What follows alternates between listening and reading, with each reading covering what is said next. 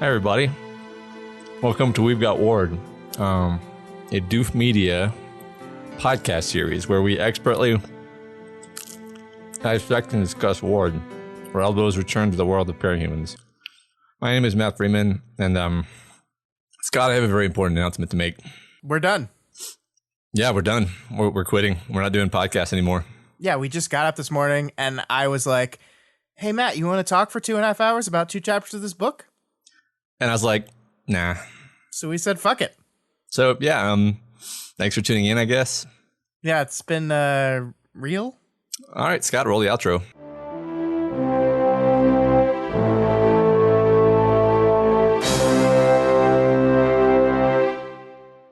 How long do we keep the joke up before we start doing the podcast? I don't know. I'm getting nervous. Let's just jump into it. This is the weekly podcast where Matt and I eagerly dive into Wildbow's world of sticky blood, trusting me, and alien-based death powers as we analyze and interpret this ongoing web serial. This week we hit our first interlude of Arc 20 last, and surely that's a sign that the end is nigh, or near. I don't know. We're covering chapters 20.9 and 20.a. Victoria, while removing her blood-soaked costume, gets a visit from Tattletale, who needs to be convinced why Operation Genocide is actually a good thing. Vicky gives a pretty convincing argument, and Lisa repays her with a good old magic heal and key to getting the plan done once again. Then we cut to Defiant's point of view as the one-armed wonder leads the final push to put Seamerg to sleep. Defiant and Dragon discuss Victoria's plan and decide to go along with it. Operation I Choose You Genocide begins. Matt, what did you think about these 2 chapters? I like how I laugh in inverse proportion to how funny those actually were. It's great. I mean, the Defiant interlude really kind of just stood out as being super, super great. I didn't know I needed a Defiant interlude, but I apparently super did need a Defiant interlude. And and of course, the Victoria chapter was a definite break from what we've been doing for most of this arc. Really, the distinguishing characteristic of it is that there's no fighting. There's nothing for her to do. And so she's just forced to kind of sit with herself. And it's very interesting to watch how she reacts to that. Yeah. And, you know, continuing some of the themes we were talking about last week, there's this real sense of everything starting to move together in a way. You know, like a lot of the disparate themes and ideas and motifs of the story are really starting to come together. I think, you know, we have in this chapter, the normal chapter, we have really an important moment in the arc of Lisa, an ending moment possibly in the arc of Lisa. And then we get this Defiant interlude, which really serves to tie up his 2-book-long story as well. And it really feels like we're going through these characters, and I said this a bunch last week, and it really feels true to me that we're like reaching the finale, the closure of the arc for some of these characters. Yeah, I agree completely. And yeah, but let's head that way. So before we start, March's Madness 2020, we're at the final 4, Scott. Yeah, we got 4 contestants left. This is the semifinal round, and it's going on right now. And as always, we are going to talk about the winners of last week's matchups and then make our picks for the final 4 at the end of this show. Yeah, can't wait to do that. I mean, I sort of am also apprehensive about doing that because I haven't thought about who I'm going to vote for, and I'm sure it's hard. It's real hard. Yeah, I mean, I guess that's kind of the point. Is it gets harder and harder. So yeah. All right, moving on to chapter 20.9. Let's do it. Victoria's Tinkertech eye powers down, and she wonders if that's it, if that's the end of the world. And overall, this chapter really works to soak us in this deep dread. The past chapters have been so fast-paced, and there's always been something for Victoria to do, But now she is forced to just disengage and tend to her injuries. And she and we, the reader, are finally able to really feel the horror of this situation, of this moment. Yeah, and I think Wildbow, like, even from the very beginning, plays up the tone of the scene, like with the sounds, right? Like, we get at the very beginning the beeping and the hissing of machines, the screams and grunts and cries of the injured people, and really setting this tone of just like this idea of helplessness. And of course, we're in a hospital here, or rather like a makeshift triage area type thing. And hospitals have been, for our protagonist, a place of deep, deep discomfort throughout the entirety of the story. And here, at one of the last final turns of it, she's stuck in a hospital with nothing to do, no problems to solve. Like, she can't rush out and fight something because there's nothing that she can fight anymore. And I think it's interesting that, like, she's focused on that concept, and we don't see a lot of her, like, freaking out because she's in a hospital, which is something she definitely did earlier in the book. And yes, she's got bigger things to worry about right now, but that's never stopped those intrusive thoughts from invading her mind in the past. Mm-hmm. Yeah, it does sort of suggest that maybe that's that particular fear has loosened its hold on her a little bit. Mm-hmm. Mm-hmm. But I think it's interesting to me because, you know, this idea of the world ending and all of that has been percolating through this story for a while. But this might be the first time that I've really viscerally felt in my gut, like, the actual dread of, like, oh God, like, what would it be like to be in this situation? And I think that's because Victoria, our point of view character, has been successfully managing to not really think about that too much. Like, she's always trying to orient around an objective, pursue the objective tenaciously. If that fails, go to the next objective, never really giving herself, and thus us, because we're sort of empathically in her head, a chance to feel the horror of it. And that's why now that she slows down, I'm like, oh Jesus, this is dark. Yeah, there's something deeply and darkly ironic about the fact that she's sitting here waiting for medical aid, feeling time tick away as the world is about to come to an end, right? Yeah. Like, yeah. It's you're right. You're absolutely right. This really plays up the dread of that. And I think you're right. The reason why we haven't felt it is because exactly that. Yeah. Mm-hmm. Yeah. So she just sits here and ruminates on the situation for like a few minutes, I think 10 minutes, she says, waiting to get medical attention. And eventually, like, she just kind of exists in the hospital room. She's not really thinking about the situation anymore. She's just kind of thinking about how she'll interact with the nurses when they walk up to her.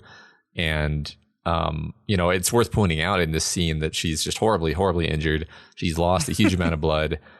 She's so low on, like, mental and physical resources that for the first time in the story, she thinks to herself she just wants to minimize stress on as many levels as possible. Yeah. I love this. I love this so much. I mean, Victoria has always required this real sense of control, right? She needs to feel in control of the situation. She needs to feel in control of her life and in control of the objectives. And this situation has now left her control, right? She sits here. She doesn't have a plan, as you said. She doesn't have an option. There's not the next thing to do. There's not a backup plan that she has. The plan that she had is ruined. It's gone. And there's nothing she can do but sit there and wait. And so what she does is just latch on to the little thing she can control, which is, I can control how I interact with this doctor. I can control the things that I say to minimize my stress, minimize their stress. I can control these elements, and I'm going to reach and grab onto anything that I have that I can exert any bit of control over. Mm-hmm. I really like it. Yeah. I love the moment where she sees Marquis here as well. And just the idea that Amy is somewhere in the building, possibly nearby, which Tattletale later confirms for us. And that threatens to just upend every bit of focus she has, just that idea. And it's not specifically because of the same reasons it was at the beginning of the story, where, like, oh my God, Amy, thinking about Amy sends me spiraling. It's more, I think, more focused specifically to, I don't know if I hurt her or not, if she's in here in the hospital because of me. Yeah, I think that might be right. I mean, in any case, she does note that it bothers her, but she does not really dwell on it. It's very transient, or it seems to be. Yeah. So a nurse comes and gets her, brings her back. I want to talk about her interaction with this doctor for a minute, because it's interesting, because he kind of seems useless at first, but then you have to remember that he's probably also just had the worst day of his life as well. Yeah. And I mean, I wonder like how much they've communicated. I think everyone like feels like the world is ending at this point. And so the deep irony of Victoria sitting here to get medical attention is also probably not lost by this doctor who's sitting here like trying to triage people, knowing that the world's going to end, and like the uselessness of that feeling. But I love the interaction here starts with, "I've seen you on television," right? That's the first line the doctor has for Victoria. And her response is like an exhausted, deadpanned, uh-oh. Mm-hmm. But I think you're right that it is clear that both Dr. Close and this nurse, whose name I'm blanking on, are kind of overwhelmed with this. And I think the cool thing is with the nurse, we get this hint that she's from another dimension and maybe is not super experienced with parahumans. Mm-hmm. Like as she's leading Victoria to this doctor, she keeps like looking back and marveling at the fact that she's flying. It's not something that's just another day on the job to her, that this is like, they are desperate. They are desperate to get anyone who will help with anything. And so they're just pulling in people from wherever they can. And a lot of people don't have experience with parahumans. And so like, not only are they overwhelmed and exhausted and kind of defeated, just like Victoria is, but this is just very new to them. Mm-hmm. And I think that helps explain their behavior a lot, because like, Victoria is really rambly here, as she says, but he's kind of simply falling into patterns, like you get so overwhelmed and you just fall into your patterns, where he's asking questions in the order that he always asks the questions. And even though Victoria has already given him an answer to one, he just asks it anyway out of habit or something. Yeah, exactly. I mean, that's the thing is, I think she's rambly, and she's also very short on patience. Mm-hmm. And so everything that he's saying is rubbing her the wrong way. Like she's, which I can empathize. Like when you're in a lot of pain, it's very easy to be short with people just in general. Yeah. And especially like even healthcare providers who are trying to help you. If you're like, it's easy to blame them and be like, it's your fault that I'm hurting. And I think maybe there's a little bit of that here, because, and again, like him and I think her name is Leia or something like that. But anyway, like think about the order of events that must have happened to lead them to being in this room of the Cauldron base, like having evacuated Gimel, having evacuated somewhere else prior to that, and just being like, all right, fuck, what now? Like, yeah. So, obviously Victoria's been having quite a day. But in a certain sense, this is her life's work. She does this on purpose. Yeah.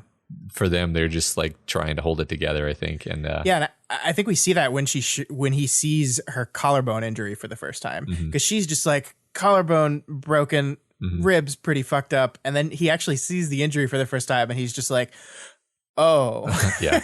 Like imagine what it looks like, and especially to a person who may or may not have experience with parahuman type injuries, with like the devastation to their body that this whole thing does. That's got to be so overwhelming, right? Yeah, I mean, because it's like cut, right? Yeah, it's horrifying. Well, it got a little bit cut by the laser, and then she fell down hard and snapped the rest of it. And like she's put some coagulant in there, but there's still like it's got to look just like a fucking mess. Yeah. I bet some of the bone is exposed. Yeah, that's it's the compound. Part. Yeah. The bone sticking out is what I'm imagining for sure.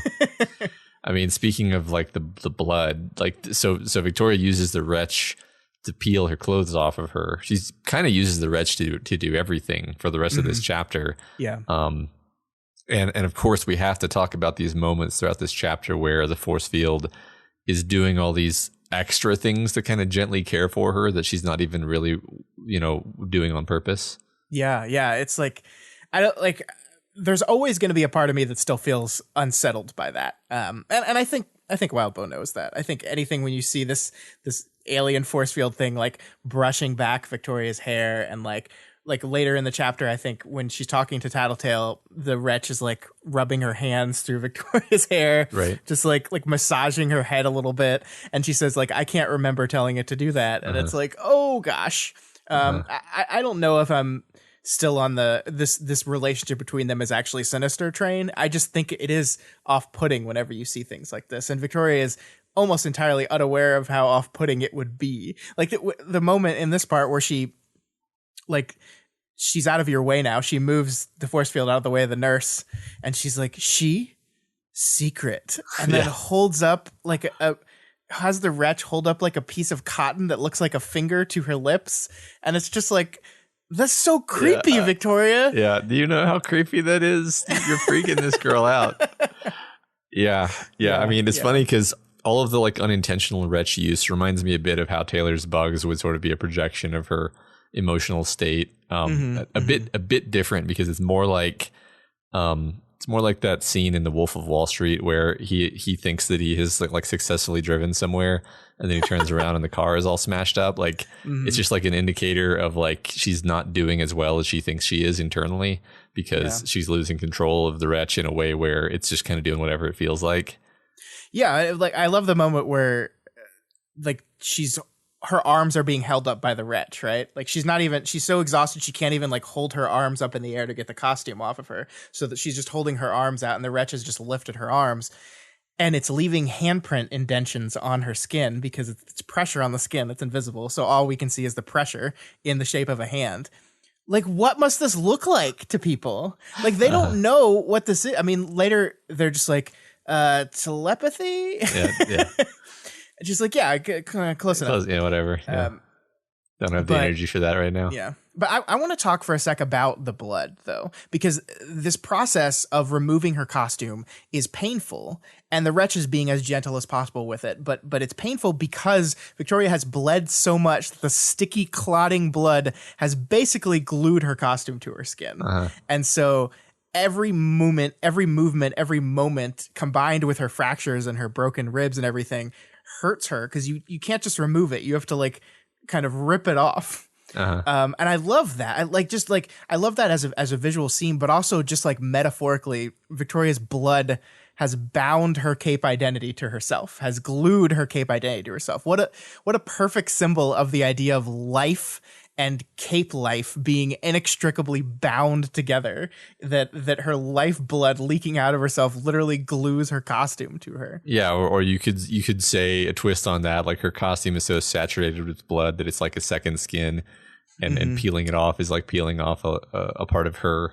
Yeah, I like that too. Yeah, that's gross. I love it. I think it's especially in a series of chapters where capes are going to be asked to give their lives. You know, I think that marrying of those images together is especially poignant. Absolutely. Yeah. So stuff like this is great because it really illustrates how Vicky is just so goddamn worn out that her thoughts are just rambling and sort of like allowing her to actually be fully present in the moment, much as if, you know, like as much as it might suck, she's actually present. She's thinking to herself, sure, if nothing else, I appreciated being in this hospital room because it was distracting me. I could focus on the little things like keeping the rest of my blood in, not passing out, how to articulate the damage to my ribs, and how to gently remove articles of clothing using alien engines of chaos and conflict. and I love that as like, first of all, it's a bit more rambly and poetical than Victoria would normally phrase something, I think. But also, it is just this very, like, I don't know, every time you go to the doctor, you want to kind of be on your best behavior. Sure. You know what I mean? Like you can't, it's hard to think about other things than the reason you're in the doctor's office, just in general. Yeah. And so like it's giving her this break, actually. This is the closest thing to a vacation Victoria has had in the entire story. Sure. But it's interesting because that is followed up relatively quickly by her thinking, I would have forgone any fixes at all, let these wounds stay open, if only someone from somewhere else in the facility would walk in and say there was a plan. Yeah. And I think you're absolutely right that this is like one of the first breaks she's given herself in the story. And it is only because there is literally nothing else she can do, right? Like she's not granting herself out of this break out of like genuine concern for her own well-being and like this newfound like feeling of self-care. That's not where this is coming from. It's just there's nothing else to do right now. There's nothing else she can do. And she's saying that right here. If you give me something to do, I would be gone. I would leave right away. You give me an option, you give me something I could work on, something I could help doing, a plan, something, I'm gone. And that's basically what happens, right? Tattletale shows up. She's not been treated at all. She's just removed her clothing. Tattletale shows up, gives her an option. She throws her costume back on and leaves. And it's only after that point that she gets healed.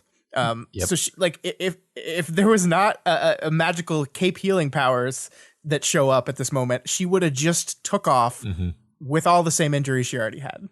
Maybe slightly cleaned a little bit is it. Yeah, I mean, great point. Exactly. I mean, because that's exactly what happens, right? She desperately wants someone to walk in with a plan, and someone walks in with a plan, and she's like, "Oh, okay, vacation over. That was nice. Relaxing. Okay." Right. Yeah. I like this moment where the doctor asks her what name she wants to use. I was just thinking, would you rather use your real name? You don't wear a mask. And her response is Victoria, Miss Dallin, and Terry's whatever you want to call me. I don't know. That just feels important, right? Like so much of this book has been about Victoria's identity and who she wants to be, you know, from the very beginning, the warrior monk, the scholar, the wretch, Victoria Dallin, glory girl, like all these disparate facets of herself and the ability to, you know, think holistically. And I think that's a reflection of that. It's like, I am all of these things. I don't care what you call me. Yeah. Now that makes me really want to go back. This will be not easy to do, but I want to go back and try to find every time someone has asked her name and seen how she responded to them, because I think it's changed. And I think this is kind of an evolution of that, of just being like, I don't care. Yeah. I mean, either an evolution or just she's literally so tired that she's like, I just don't give a fuck. Just it could be that, but that's less fun. It is less fun. Yeah. So I really like this moment though, where the doctor basically is like, "Hey, Victoria, you're out of blood. You need more of that good blood stuff." And we get reminded that in the world of parahumans, blood transfusions fuck with powers temporarily. And Victoria is basically given a choice here: accept the blood, and you'll be done for the rest of the book. Like, you won't have your powers. And the situation with the fragile one that you've worked so hard to gain might be ruined forever. But you might, you know, live for 10 minutes or so. And I think it's interesting because, like, we don't actually get to see Victoria make this choice. Like, right when she's like wrestling with the idea of accepting this choice is when Tattletale walks into the scene and hands our character her plan. So we don't actually get to see her really like sit with this choice for very long, but I still love that it exists, that in a brief moment there's like, okay, you need blood. Here's what we got to do. Get blood. And like, you see the hesitation on her. She's lost so much blood. She's covered in it. It's caked. It's pasted to her body to the point where removing, like, she even says later that like, oh yeah, her pants and her underwear, that's totally stuck to. Like, that's how much blood there was. So she's got to be running on empty in the old blood department. And still, even in that moment, it's like, I can't give it up. I can't give it up. That loses control, and I can't do it. Yeah, right. Because there's a sliver of a chance that she might be able to do something, even though she has no idea what it is. Like, there's no plan. Yeah, there's no plan. Yeah. Can't let go of the steering wheel because something. Right. Yep. So, like you said, Tattletale shows up to check on her. Victoria's very cranky. Obviously, it's not the nicest that Victoria's ever been to Tattletale. No. But this is the softest and most sisterly we've ever seen Tattletale being to her. I agree. Yeah. And basically, this whole scene is completely heartbreaking for many reasons. But first of all, because Lisa is here because she's worried about Victoria, especially after hearing about her plan. So basically, Scott, the situation is that Tattletale doesn't really understand why everybody isn't freaking out. Like, why Rain and Sveta, of all people, are on board with this plan. Yeah. She knows them. She knows their deal, and she can't square it. And I mean, metatextually, Tattletale reads Ward. So Tattletale stands in for, you know, people like us who the reader. Yeah. We're not really like we're having a hard time getting our head around this plan and why it's coming from Victoria. Yeah, And totally. so is she. Yeah, and Matt, like the rest of this chapter is this conversation. It goes on for the entire rest of this chapter, and I think it's one of the best conversations in this entire book. And I think this shows, like, I think someone in our Discord was doing this the other day, but they were like counting up the usage of characters' names in across both books, and Lisa was one of the highest, of course, because she's in both novels rather extensively. And it's like, why? I mean, obviously, Wild Bill likes this character. He enjoys writing her. That's why she keeps appearing. But she also is just super narratively useful at all times, right? Just like if you're trying to tell this complex story with all this stuff going on, having a character like Tattletale, having your exposition fairy character be present many times throughout the story it's not like a cheat code, but it's something you can lean on to help with things. And I think Tattletale being the one that comes in here and helps really square and helps us, the reader, understand the full scope of the situation, I think is perfect. And because this is a well-written book, it is narratively satisfying as well. It is not just we needed Tattletale to do her exposition-y thing again. It is also this moment for Lisa, this moment of closure and this moment of growth, I think, and understanding and admitting things to herself about herself that I think is just really, really powerful. Yeah, I think that the greatest thing about her as a character is that it's not her power, it's who she is in combination with her power. It's who she is and that driving her to use her power the way she uses it.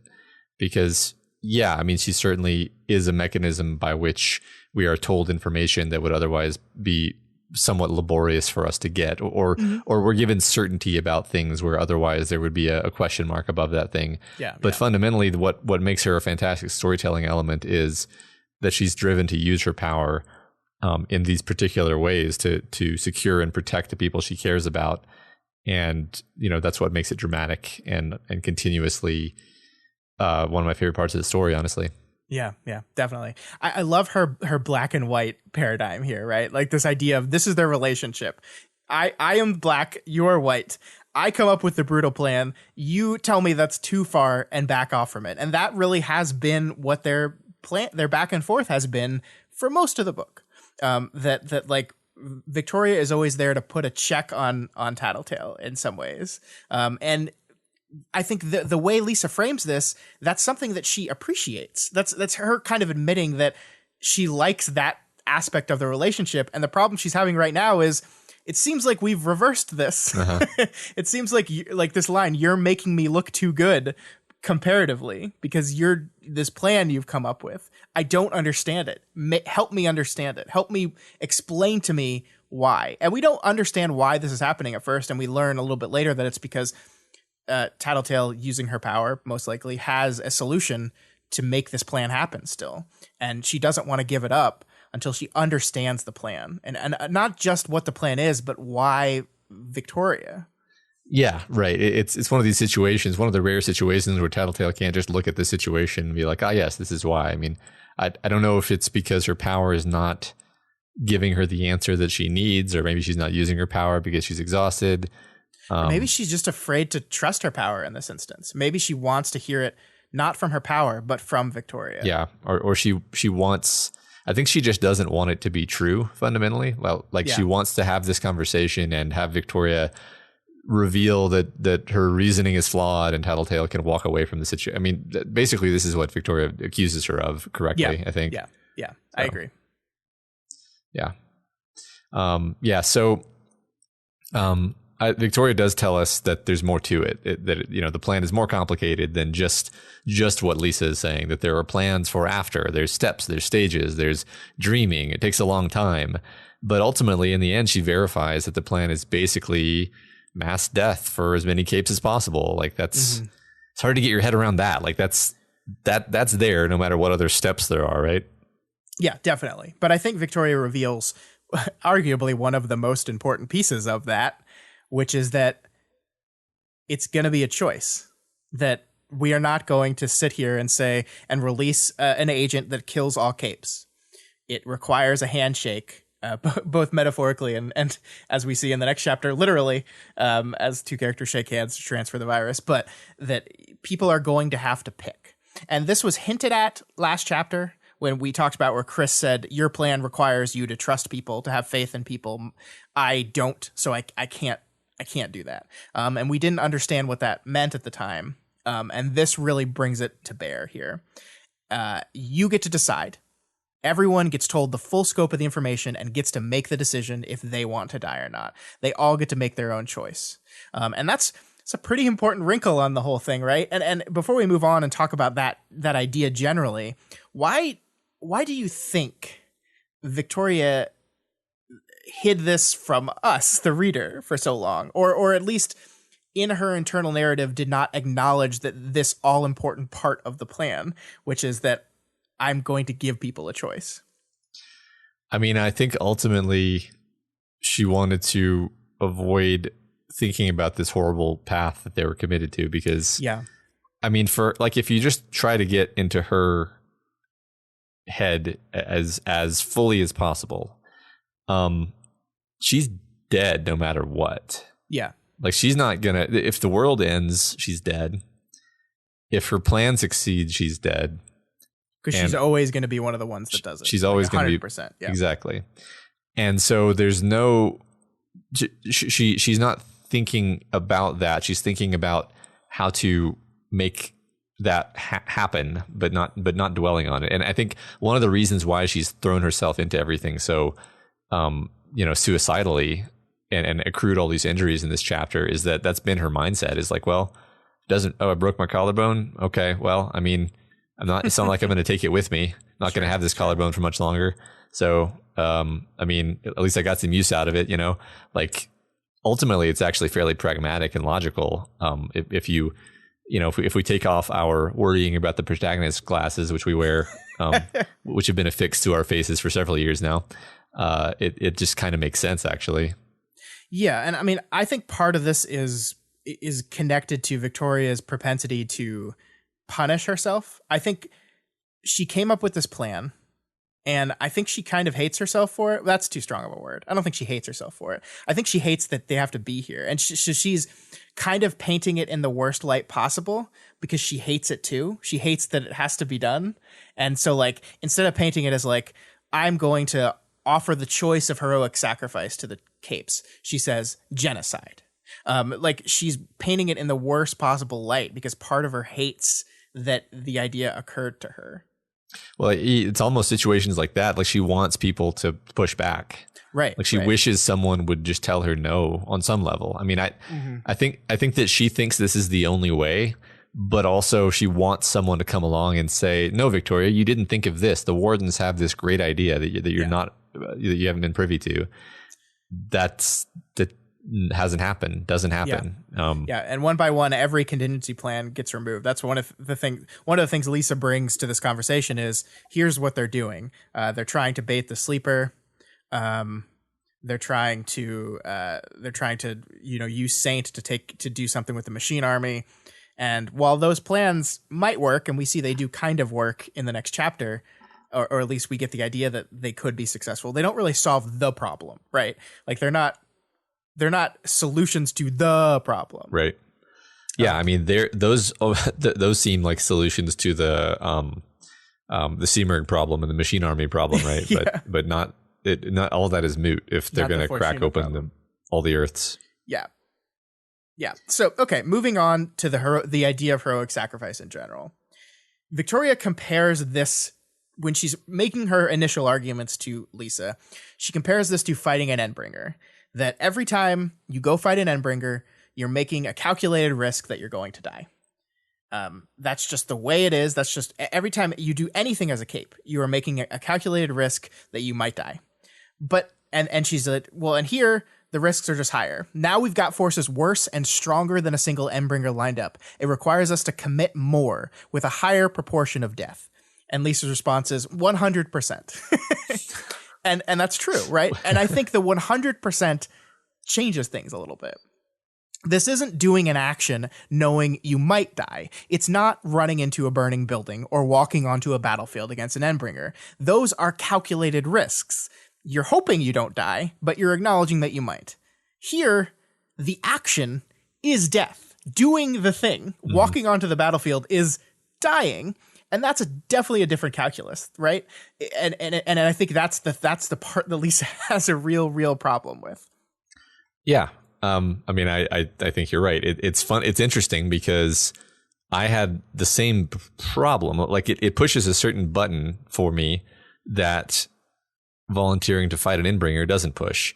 And what's interesting is like if you just dig down to the like math of it, it's kind of no different. Like mathematically, it's no different. It just feels very different. And this is one of those situations where Worm has kicked me in the head enough times that I definitely don't like live my life by utilitarianism or consequentialist like crunching numbers anymore. But this is one of those situations where you're like, well, I mean, it does lend itself to that sort of analysis, actually. Right.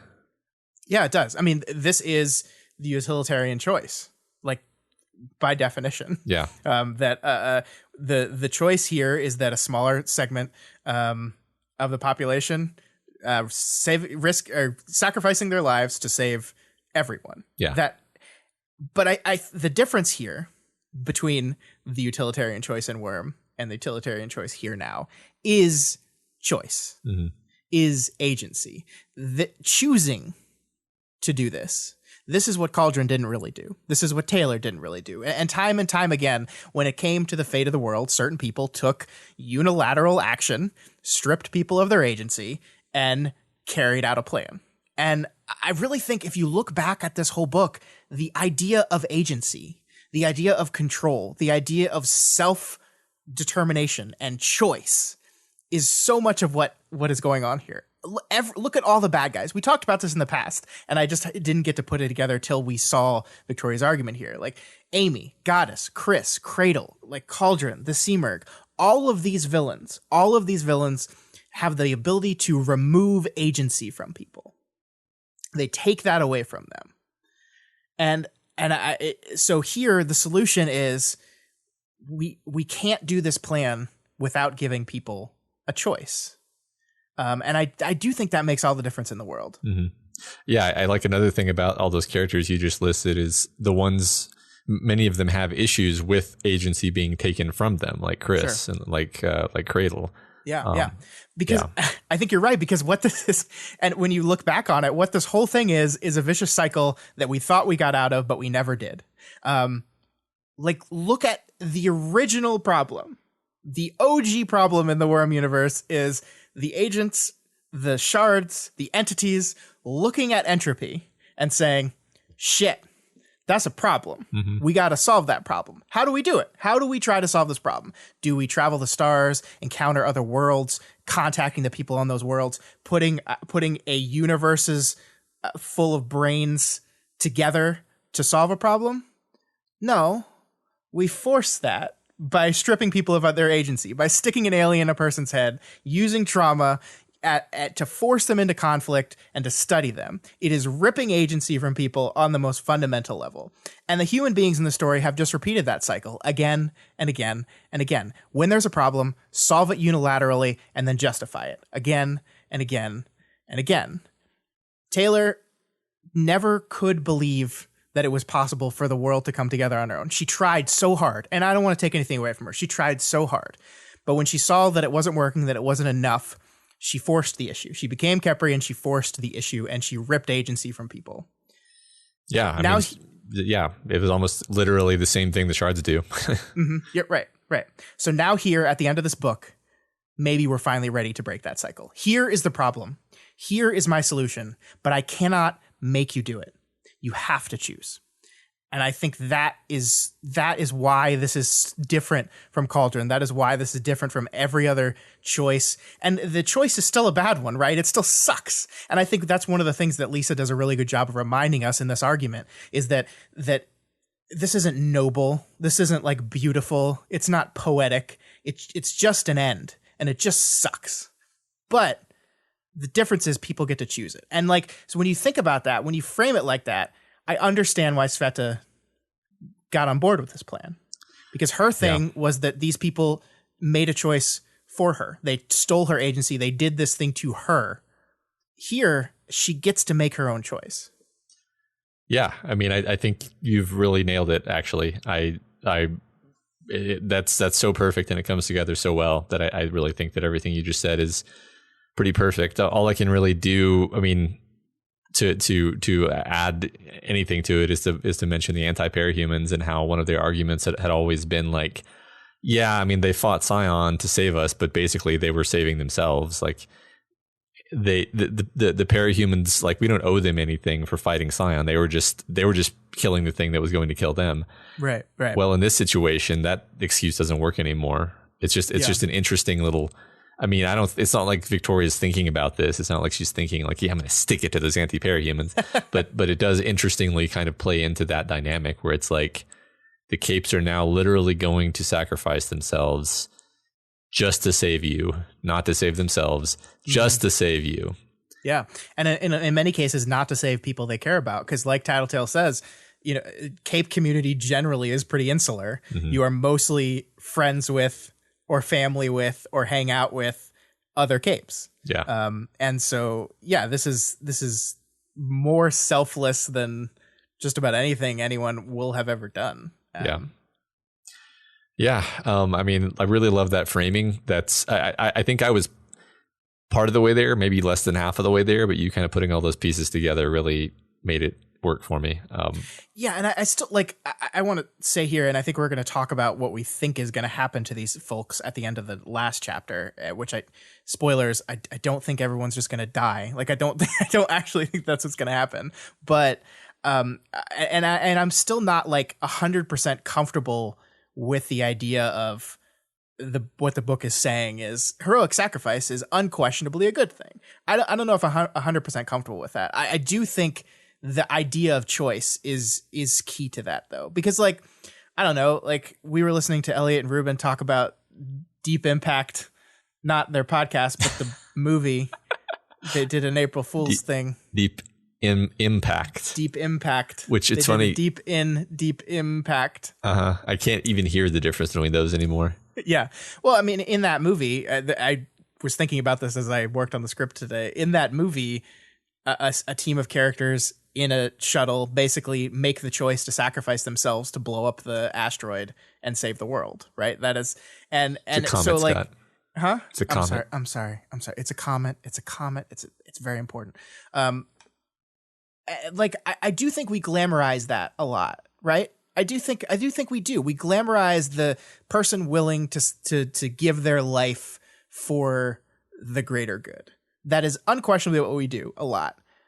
But like, why do we glamorize it? And well, because it's a selfless act. You don't benefit from it. Like, it is not anything that you directly benefit from. Yeah, it's the sort of ultimate form of being pro-social, putting your community and your loved ones first. Because every other situation, pretty much, you can say like, yeah, well, ultimately, you know, you're doing it so it's the only situation where you really can't impute any selfish motives onto it, right? And so that makes it very pure and very it's a unique sort of situation. It's also just super dramatic. Like, I mean, just to be slightly meta, like storytelling wise, there are a few things that are more dramatic than a properly executed self-sacrifice, where you actually walk through the characters' feelings as they go through with this sacrifice they have to make. Because, I mean, there's no more intense thing that a person could go through than choosing to do that. Yeah, choosing to give their life for the life of someone else. Yeah.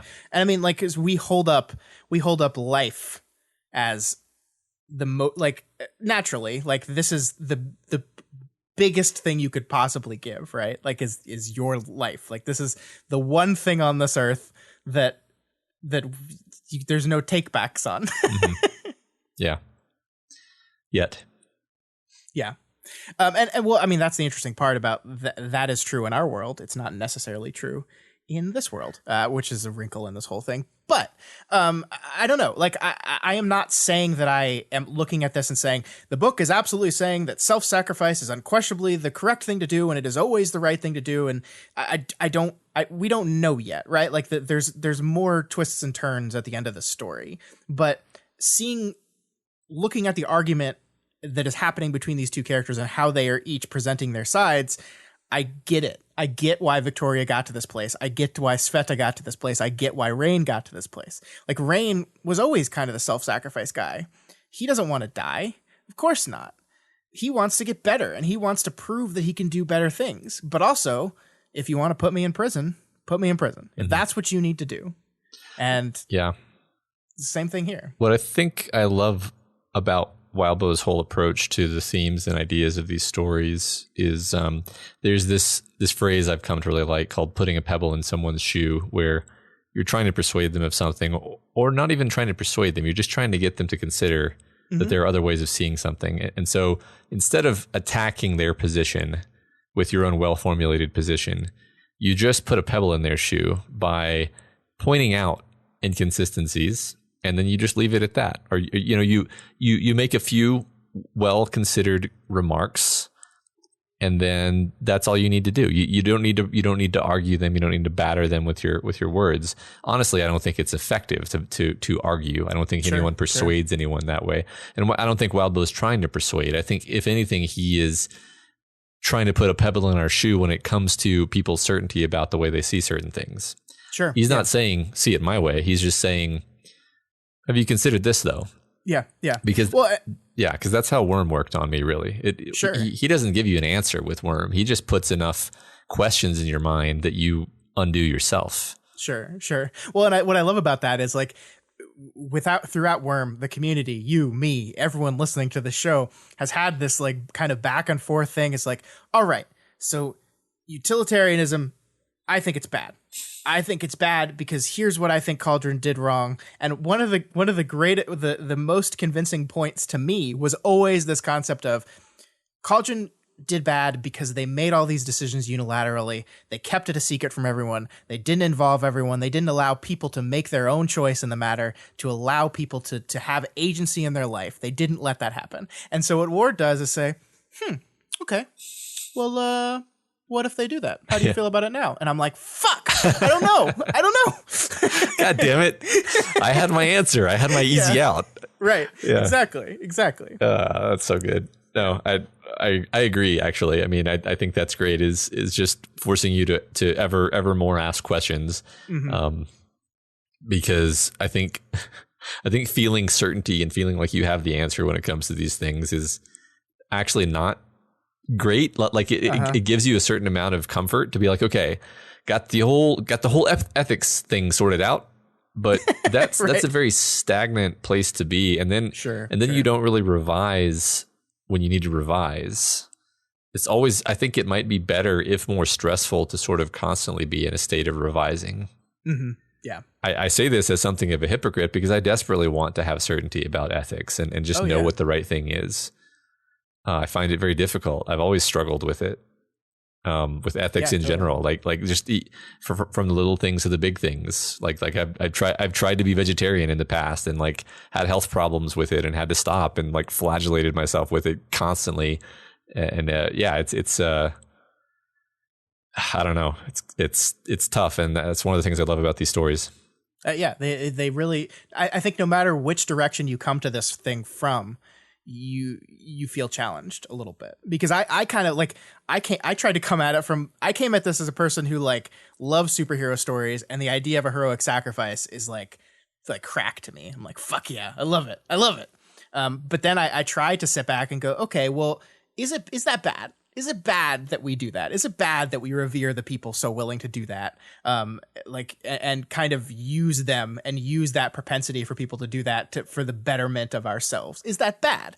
Yeah, it might be. It might actually be. Yeah. But is it still necessary?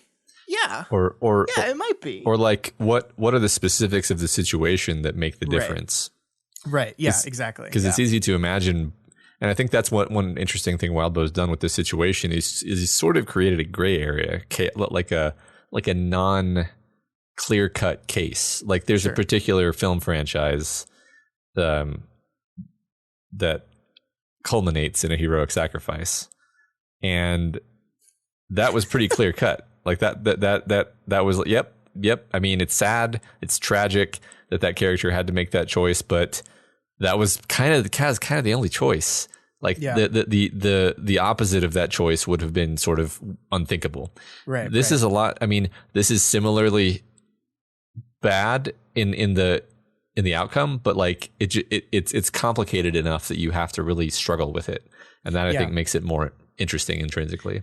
What I love about it is it's almost an inverse of going to fight an Endbringer. Like an Endbringer, if enough people get involved, we're probably going to win.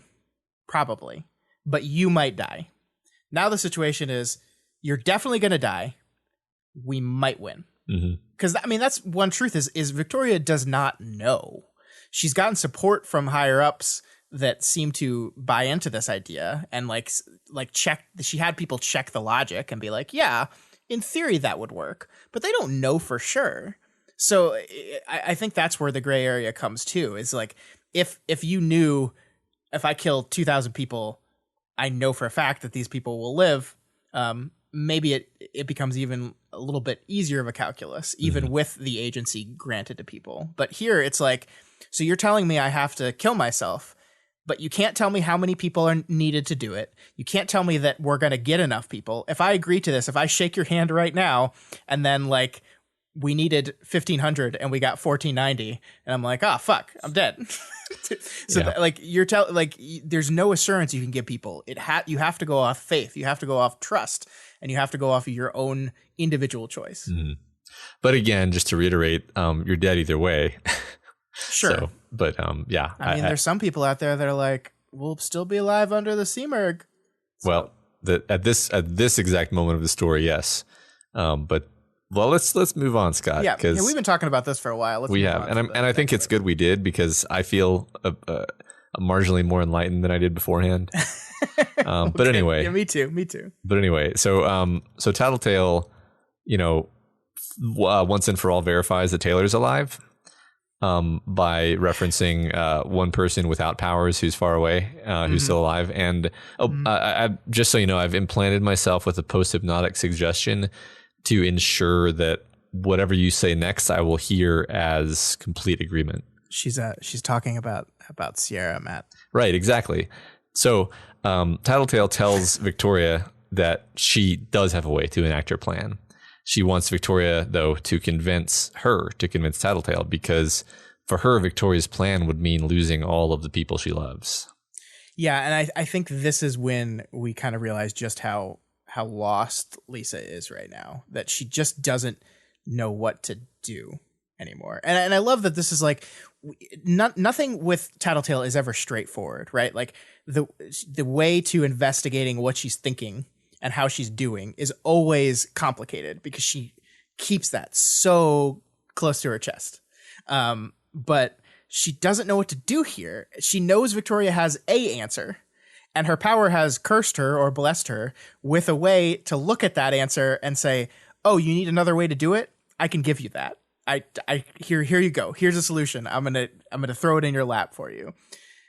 But it's kind of antithetical to everything she believes in as a person. Yeah. And so she's struggling with it and doesn't know what to do. Well, it's almost perfectly antithetical. It's like like designed to be the worst thing for her. I mean, suicide is the number one, like, most painful trigger button for her. And, in a certain abstract sense, what Taylor did was suicide, even though she's alive. But this is just literally suicide. So yeah, I mean, it is. I'm not comfortable with that label particularly. Well, you call it heroic self-sacrifice. Sure. I mean, I think to someone with Lisa's set of issues, I don't know if there's any difference to that distinction, but I see your point though. Yeah. No, I agree that from Lisa's perspective, 100%. Yeah. And see, here's the thing about Lisa. As much as I've loved her, and I love her. She's a great character. She's kind of awful sometimes, a lot of the times. And she doesn't really give a shit about people. Look, she cares about the people in her circle, right? She cares about the people she cares about. The people that are in the circle of Lisa, she cares about. But I don't think, like, when she was with Taylor, I don't think she's fighting with Taylor to better humanity. I don't think she's fighting with Taylor to do the right thing or make the world a better place. I think she cared about Taylor, and she cared about Imp, and she cares about the heartbroken, and she cares about Aiden. And those are the people she's fighting for. Those are the people she's trying to make sure the future is better for. And this situation is, no, sorry, those people have to die for all those other people. And it's just like, what? Yeah. No, right. but those are the only ones I care about. Like, the reason I'm keeping Brockton Base stable is so they can be okay. It's not, right. Not for these. Yeah, it's a horrible thing to ask of her, and you really feel for her in this situation because I mean, I think to a degree we're all a bit like that. I mean, I think we all care to different degrees about, humanity in the abstract, but we all definitely care much more about the people in our immediate life, and that's just the way we're built. Well, and I mean, like, if I told you, Matt, you have to die to make sure the world continues to run, you would be like, okay, I love my kids and I want my kids to live and survive. And you'd be like, yeah, okay. Right. But if I told you, Matt, your kids have to die to make the world go on. Yeah. I'd be that's totally different. That's too bad for you, the world. Yeah. Right. Exactly. And that's kind of what Tattletale is saying here. Her kids, her siblings. And I love, like, Victoria accuses her of drawing a land in the a line in the sand, a land in the sign is what I was going to say. A line in the sand around her past and around her brother. And she says, not past experiences, current experience. I'm not doing this because of my brother. I'm doing this because Taylor did this and left me behind. And look, she's doing it a little bit because of her brother. Like, her primary, like, defining trait in the story is what happened to her brother. Yeah. And how that has ruled her life. So I get your point, Lisa. I think her point here is that, like, I'm not speaking from someone who just had my brother commit suicide and it's caused me to look at this. I'm speaking as someone who went through this with someone else already. I'm trying to come up with this, like, I did this already with my sister, Taylor. Yeah. And it sucks. Let me tell you, it sucks. Well, and I, maybe another way of interpreting that line of not past experiences, current experience is, like, this is ongoing. Like, this isn't a thing that happened. This is my life. Right. I live every moment thinking about these regrets and the fact that I failed. That is how she exists.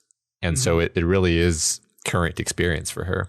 Yeah. And I love this. When people are taken from you, it's not noble or good or pretty. There's no heroism to fighting cancer or hurling yourself against an endbringer and hoping it goes away. It's just an ending. I think that's really powerful. And that's what I love about this is, like, I fully am on, like, Team Victoria when it comes to, like, I get why you're doing this plan. I get why you feel it's the only option. And it seems like it's going to be the only option. So I'm supportive of it. But I do think Lisa makes some really great points here. Mm-hmm. Like, but they're less like, I don't think we should do this, and more, I don't think we should glamorize this thing while we're doing it. Yeah. I mean, I like that too. I definitely have some empathy for everything Tattletale's saying here. Like, the problem is that I would probably be the Tattletale in this conversation, but the way this conversation ends, I can't argue that, like, Tattletale would have found Victoria's argument persuasive here. It just sucks. Defiant in the next chapter is going to reiterate, like, I hate this. It sucks. Mm-hmm. I get it, but I hate it. I don't have to be happy about it. Yeah. I mean, it's awful. It's awful. And, like, Tattletale is thinking about the people that are going to live. If they do this and it works, she's thinking about the people that are left.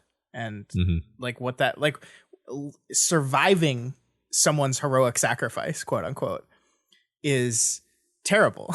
It's awful. It's painful. It doesn't feel good. And I don't know. I think to Lisa's credit, I do think Victoria, I don't want to say glamorizes it, but I do think, like, this has been her imagined finish line forever. Mm-hmm. she always knew it was going to come down to this. This was always going to be what she was going to do herself. She's going to make that choice for herself, I think. And so I think Lisa's being like, yeah, maybe don't glamorize this so much. Like, it sucks. Well, it really sucks. I mean, we've been pointing out for quite some time that she borderline suicidally throws herself into these situations. She accrues these horrible injuries that could have been fatal injuries if things didn't go well. And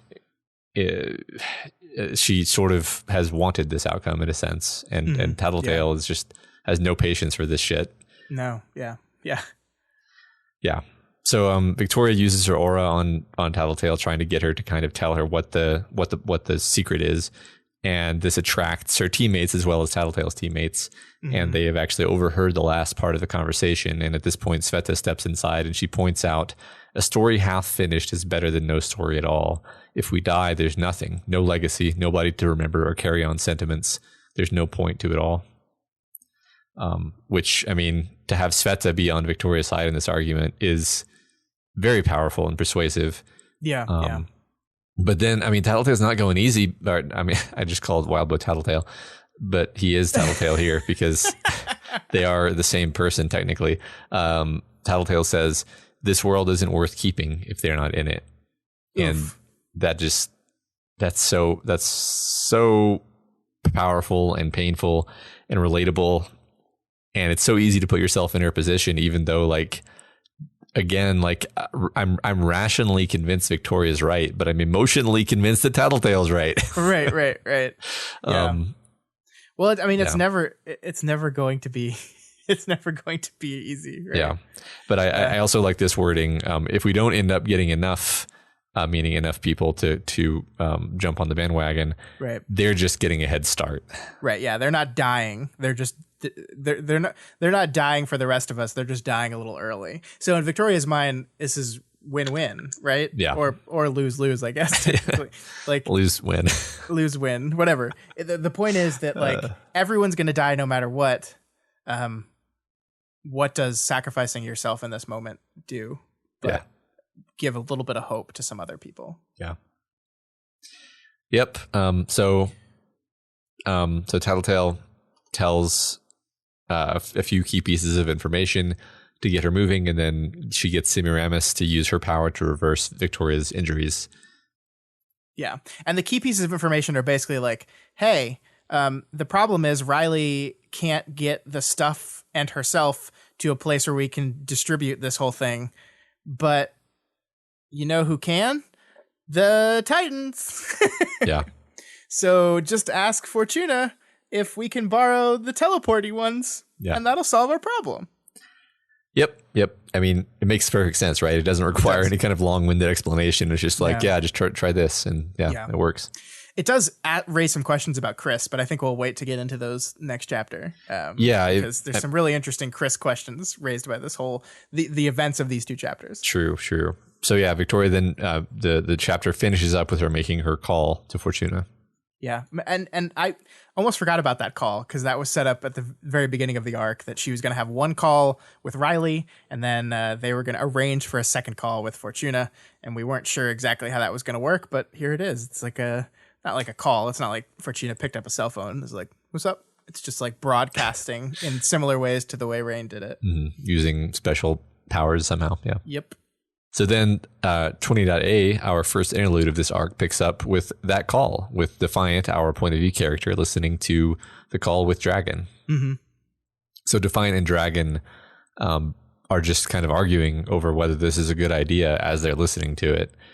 Dragon is calm and circumspect, and she admits that they don't have any more cards to play. And sort of like me, Defiant, it rationally knows that's right, but just really, really doesn't like this idea. Yeah. And I mean, the thing is that this idea requires Defiant do something that he's not great at, which is trust people. Mm-hmm.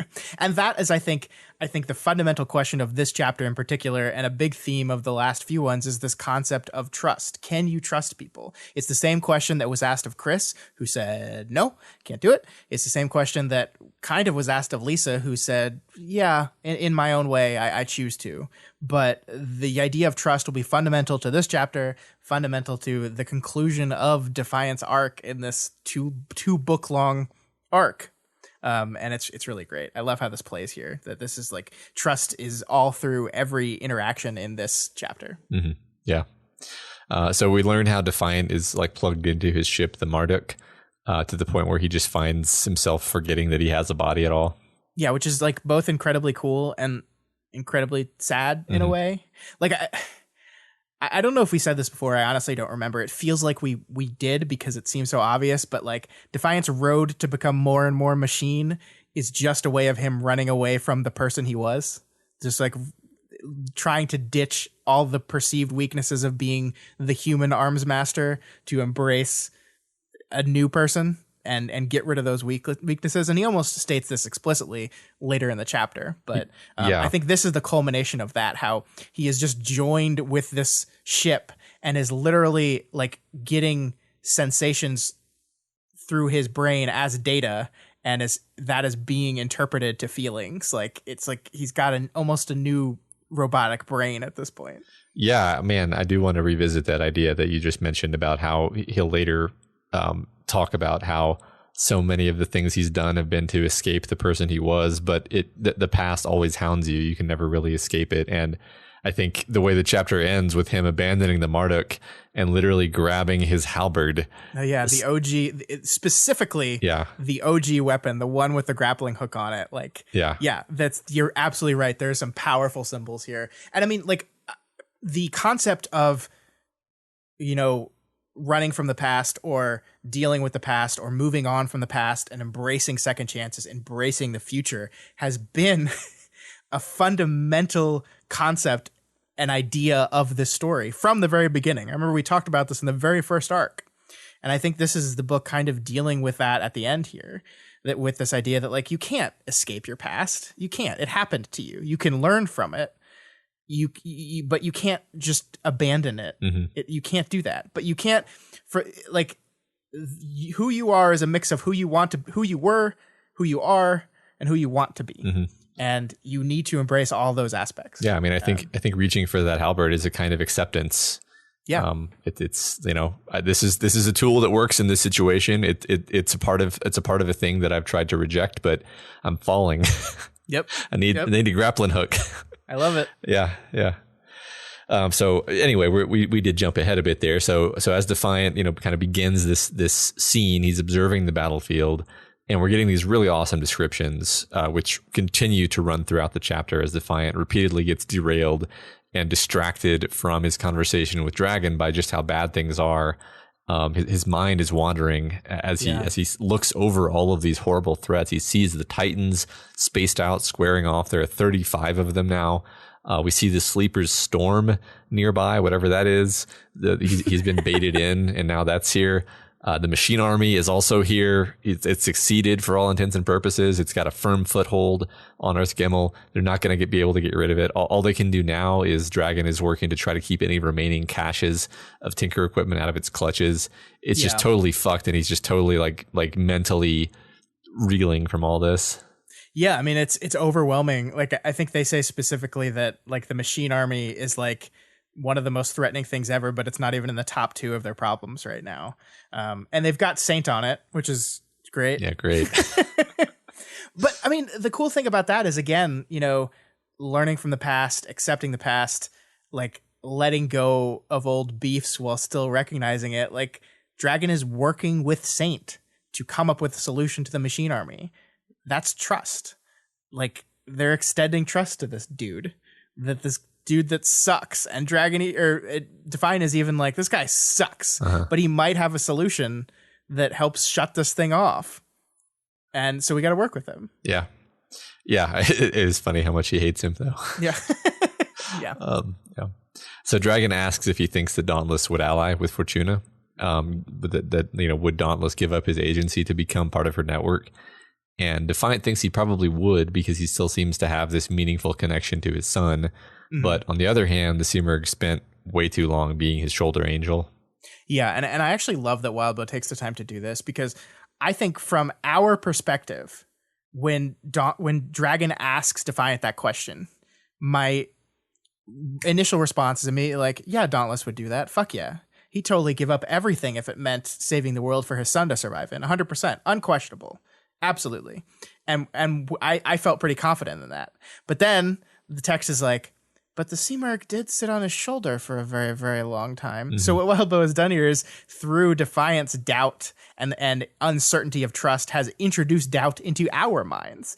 And I think that's important because, like, the whole thing is, does Defiant have trust in people? Not only trust in, not only the ability to extend trust to people, but to trust that they will give him the second chance, regardless of whether or not he deserves it or not. And I think so much of this working is getting into Defiant's point of view. So if, like, the whole time we're standing back and being like, I'm not worried because I know Dauntless, because I read the Best Dad chapter, and of course he would give up of course he would do this, of course, 100%.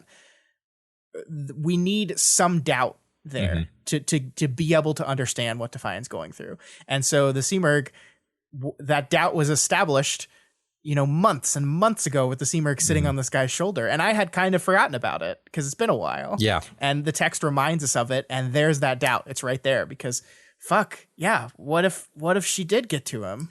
Yeah, it is cool because we remember the Best Dad chapter as just being this fantastic piece of writing that it's really at the very, very end, and it's done in this very deft way where, it seems like this is almost sort of a bittersweet happy ending. And then it's like a flutter of white feathers at his shoulder or something like that. And you're like, fuck. Yeah. And, So I think it is necessary that we be reminded, like, okay, this could go either way. And then, compound that by him shooting Dauntless with his giant fuck off laser in a second. Right. And I mean, we're also reminded that the two of them didn't get along very well. So not only is he influenced by the Seamerg, he doesn't like Defiant. They didn't get along, by Defiant's admission that I was an ass. And then, he also accidentally shot him with a giant laser. Mm-hmm. So I think this is doing a lot of work to get us into the headspace we need to be for this to really play in a way that feels satisfying to us. Yeah, I agree. This is a minor note, but some variation of like Little Lookout or Little Kinsey is used for the second time in this arc. The first time was Chris saying Little Kinsey. He calls her Little Lookout here. I just thought that was interesting. Yeah. Do you think the book is like going out of its way to emphasize her youth and frailty here, or is it just how people look at Kenzie generally? I mean, I think, I think both. I think, but I think it is going out of its way because, I don't know. I have a suspicion that they might try to like plan genocide from her. Yeah. I mean, we're told specifically last chapter that she's the only one in Breakthrough. Yeah. That Victoria had not told. Yeah. I wouldn't be surprised if they somehow had some agreement that they were just not going to inflict this even as an option on people below a certain age or something like that. Yeah, that's like, I don't know. As much as I agree that like letting a child say like, do you want to die? Like is bad. That's like the exact wrong thing to do for Kenzie. She would not take that well at all. It's true. There is a moment where Victoria is seen talking to her team, and we know Lookout is there because she's like relaying some communications. She's doing something on a computer. So I have to assume that Kenzie is aware and will be given the same choice. Like at the end of the end says Victoria is surrounded by her team. It doesn't say who those people are. You could maybe get technical and say, well, actually, Lookout is on the chicken tender, so not really her team. But I don't know. I just kind of assumed Kenzie was part of it. I don't know. Yeah, I don't know if that's right. I don't think I even made a full render of that scene, so I'm not sure. But basically what you're saying is Victoria does have a lot in common with Taylor in her approach to child murder. Yeah, definitely. Okay, definitely. All right. Well, I mean, nobody asked her, hey, do you mind being shot in the face? Good point. That was a lack of personal agency. Yeah, I would have been totally fine with it if Taylor was like, hey, baby. Here are your options, baby. Should I shoot you? Yes? Okay. Thanks, baby. Okay. I do love, like, we get to see Fortuna's response to Victoria. We're seeing Victoria's phone call throughout the early parts of this chapter, right? From Defiant's perspective. And we actually get to see Fortuna's response to the question. Like, we get to see that it's a yes, that Fortuna and the Fortuna Titan, I guess, are going to work with them here to get this stuff done.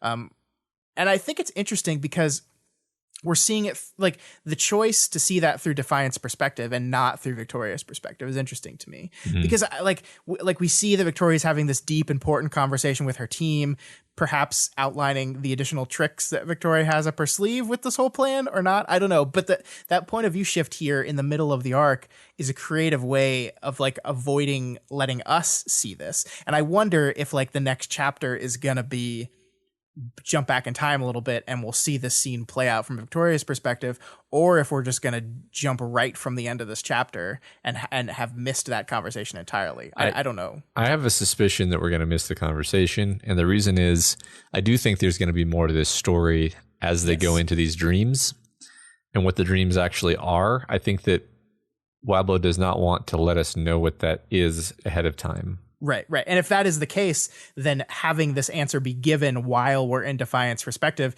is a pretty clever way, in my opinion, to avoid the reader knowing that detail while still like allowing all your main characters to know it. Yep, I think you're right. So Defiant revs up his G driver and blows away a huge swath of city, some machine army, and scores a glancing but still impactful hit on the Seamerg. Yep. So it looks like string theory is still making a big splash even now, huh, Lab Rat? Got him. This is kind of when I want to talk to you about Chris a little bit, though. Yeah. I think this is a great place to get into our Chris talk, because one of the big questions of this chapter has to be, what now, Chris? Yeah. The Seamerg's dead now. Uh-huh. What now, buddy? Yep. And it's interesting because, like, Chris became the focal point of the story, right? Like, he became the thing that allowed the plan to win to go forward. And he removed himself from that equation. Seamerg was like, I did it. He removed himself from that equation. And then Tattletale was able to draw that line to someone else and succeed, because we see at the end of this chapter that the music is going out. This is happening. So it succeeded without Chris's help. So we've taken his importance to the story away. We removed that from him. And part of me is just like, I want to see how he reacts to that. Mm-hmm. He rejected it, and it was this big moment for him, and I'm sure he's so proud of himself and patting himself on the back. But sorry, buddy, you didn't actually matter. We found another way. How is he going to react to that? Like, we don't actually need you. And now your whole plan of living off on your own is ruined because the Seamerg's not going to win anymore. So what are you going to do now? Yeah. And I mean, it's really, I'm not sure if ironic is exactly the right word, but he and or Labrat, however you want to distinguish them, have wanted to do something big. I mean, that was Labrat's big driver, his big imperative, right? Was to do something big. That would have been something big. And he said no. Yeah. And now what? You know, like what is left for him to do that would actually earn that like check mark that he's been seeking on some level? Going to Kirby's Dreamland. I don't know. Will he? I mean, do you think he like joins the Death Squad? I don't see Chris doing that, but I really don't know. I mean, yeah, because he certainly doesn't care about humanity. So it's a great question. Like, I'm really, really curious to see, because he's not just gone. I'm like, I want to see what's going to happen with him for sure. I mean, look, he could just be gone. He could just be like, you failed. Yeah. Fuck you. You made the wrong choice. I guess that's, I mean, that would be an interesting lesson, right? Sure. Nope. Made the wrong choice. You're out of the story. Yep. Mm-hmm. I don't know. We'll see one way or another. We'll see. Yeah, we will. So all good. He injured the Seamerg a little bit, except Defiant also just kind of nails the shit out of Dauntless with the beam. Which, basically we're building up this idea that Dauntless is going to be pissed off at Defiant and maybe refuse to help. Yeah, and I think part of the final piece of the Defiant puzzle is coming to recognize that you have to trust that, no, he doesn't hate you as much as you hate yourself. Mm-hmm. And he's going to help out anyway. I love this stuff so much. I like the fact that Defiant like looks at himself and like can't not see Arms Master. he can't not see that person. He can't not see that former self. And despite everything he's done, he still thinks the only thing people think of him is the moment of his worst mistake, of his biggest failure.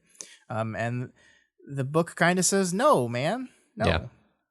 Yeah. Especially with infinite compassion Buddha, Dauntless, who can hear this conversation with Dragon probably. Yeah. Let's acknowledge the Mrs. Wallace line for a moment. It's wonderful. I love these two characters.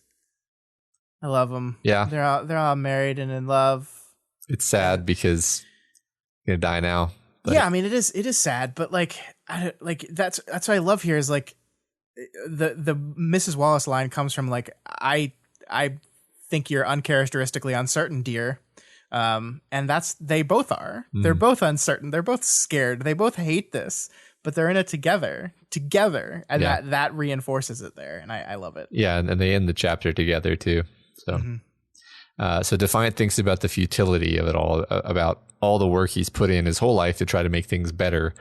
And he thinks in the end, tomorrow came and tomorrow stood on the brink of ruin, paying no mind to their efforts. Yeah. And it's just this powerful idea that he's always worked so hard. It's defined him to be the hero, to be the guy who sacrifices so other people can benefit. And it just feels like it's all been for nothing. And this is like the last step in that journey where it's pretty much more the same. Yeah. Yeah. Well, it's like, God damn it. I'm going to quote Spider-Man 2 again.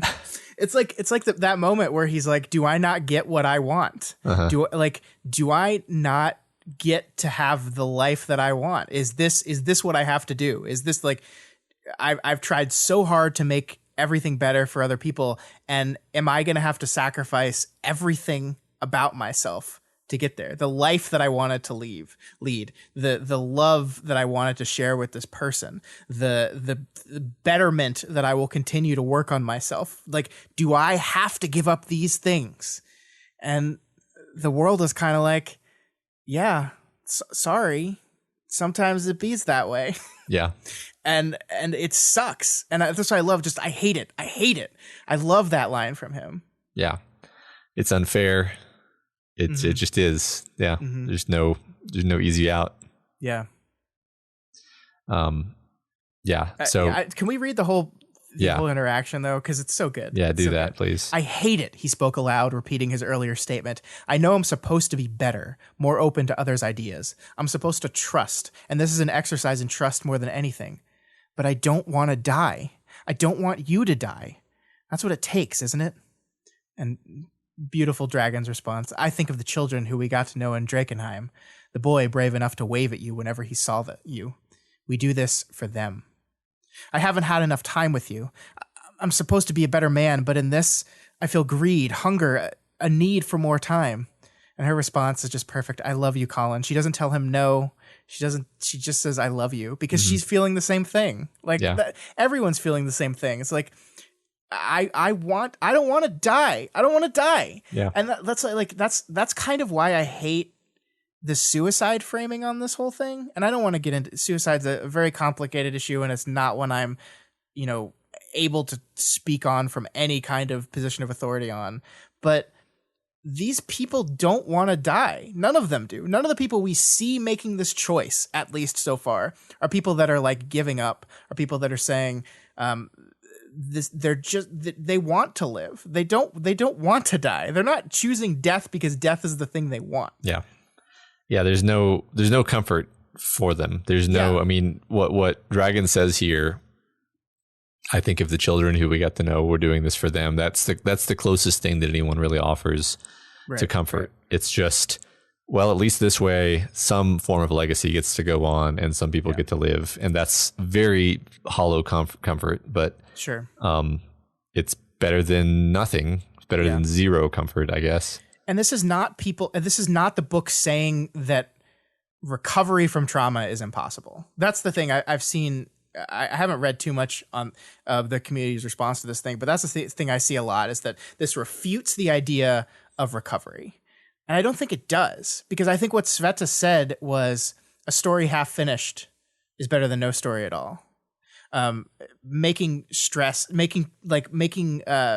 strides and moving forward and getting better and improving yourself, like those things still matter.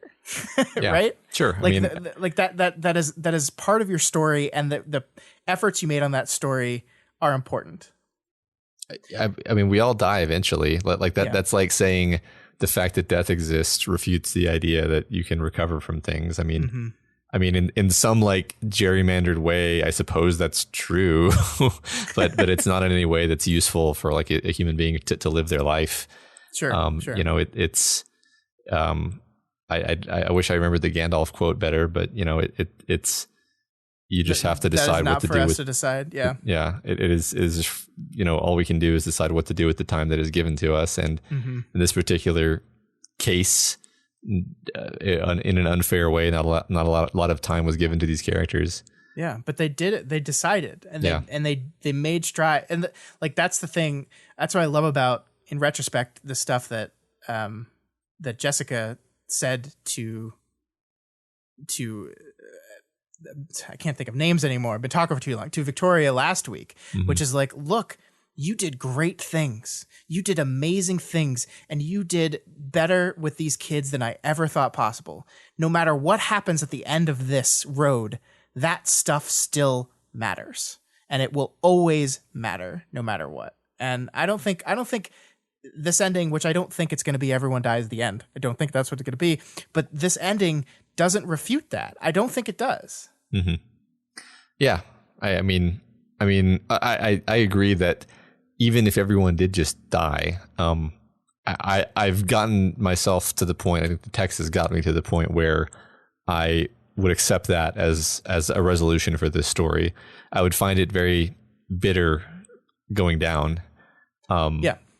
I don't even think I would find it bittersweet. I think I would find it a very sad ending, pretty much full stop. But I would accept it as a conclusion and as a resolution to the story. So. Yeah. Hey, I'm spoiling the capper on my chapter talk for the week. I'm jumping ahead. But in this chapter, in which a character is being asked to trust other people, maybe we can extend a modicum of trust that the author of the book we've been reading for 2 million words is going to find a way to end this thing satisfyingly, regardless of which way it goes. Maybe we just extend just a little bit of trust, folks. Yeah. And of course we need to extend it as if he hasn't earned it 100 times over. We need to dine. I need to fucking look up how to say that word. I say Dane. Deign to extend a modicum of trust to Wildbow, who has entertained us skillfully for years. Anyway, be like Defiant and extend trust to dauntless Wildbow. Yes. So as Defiant moves to intercept the Seamerg, he gets an IM from Kenzie. Smashes his computer. I love the heart-shaped pupils of the smiley face. It's just like, it's just this perfect moment of like in the middle of this dire as shit situation. Yeah. The trajectory takes him by Dauntless, who doesn't strike at him. Instead, Dauntless blocks the Seamerg from destroying his ship. Yes. And as he is trying to desperately get something to work, he unplugs from the ship, grabs his halberd. Titan Scotty jumps in, being useful for once, pinning the Seamerg in place, while Dauntless disrupts the Seamerg's own signal, allowing the G-Driver to fire at point blank, blasting the Seamerg into the Sleeper's storm. Yeah, expertly aimed thanks to some Fortuna connection. It's all coming together. It all works perfectly. And I think the key of it comes from the trust that Defiant extended to Dauntless here, and the trust that Dauntless must have extended to Defiant and the rest of them to agree to give up his sense of self for the greater good, quote unquote. Yep. I love the like Defiant's reaction here is perfect though. I didn't deserve this. So why? Right? Like, the damning thing about it all was that the past dogged at everyone's heels. There was no escaping it. And as much as they had heralded second chances, they were defined by what had come before, weighed down by it, destroyed by it. So why? But you're not weighed down by it and destroyed by it, Defiant, because what has come before saves you in your form of your halberd that we talked about already. Yeah. And his relationship with with Dauntless, which was not as bad as he thought it was. Because Dauntless didn't really hold it against him as much as he held it against himself. I mean, honestly, the only person holding on to the grudge against Defiant at this point is Defiant. Yep. I agree with that. It's just like we've already talked about this a bunch, but this wonderful struggle between the past and the future, moving on from the past, getting second chances. Like it's not one or the other, and so many of the characters treat it as one or the other, right? Like like either you hold on to the past or you embrace the idea of a second chance. And it's like, well, you can do both. Learn from the past, accept the past, learn from it, and try to be better. That's all people can do. Try to hope for the future. Like even if it's a future that you don't get to exist inside of. I love it. I love it so much. Yeah, me too. Hey, so remember last week when we said the sleeper wasn't going to like Deus Ex Machina in and save the day? Remember when we said that confidently last week? I do. See, here's why we weren't technically embarrassingly wrong. Terrible. Yeah. Because it's not this. When I said that, my idea was like that, like they're going to be in the middle of fighting and the sleeper just shows up and goes "Bah!" and fight over. Like that's not. They win, I guess, because of the sleeper, but not really. Yeah. Like it's because of this combined attack between a bunch of Titans and Defiant and all this stuff, right? Yeah. Like, so I think this is a perfect way of like including the sleeper in this thing without making it about the sleeper in a way that I found really satisfying. Like I've always been a proponent of like, if the sleeper were just to actually become a character, that would feel weird to me and I wouldn't like it. And I think this is a way of keeping that up while also getting to include them in a fun way in which Wildbow is just trolling all of his readers. Yeah. The way I saw it from a construction point of view is even if Colin had blasted Simurgh with the G driver at point blank and she had disintegrated into a million pieces, a part of me would have been like, she's not dead.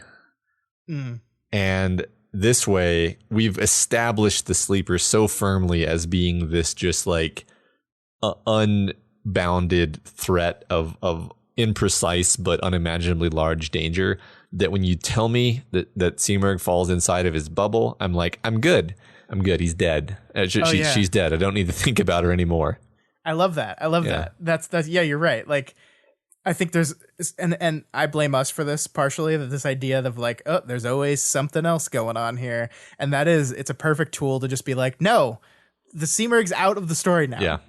You don't have to worry about that anymore. Put your chocolate away. Yes. Even I, who am always inclined to second guess things, I'm like, no, because the sleeper wouldn't have been here if the intent wasn't to be like, she's dead.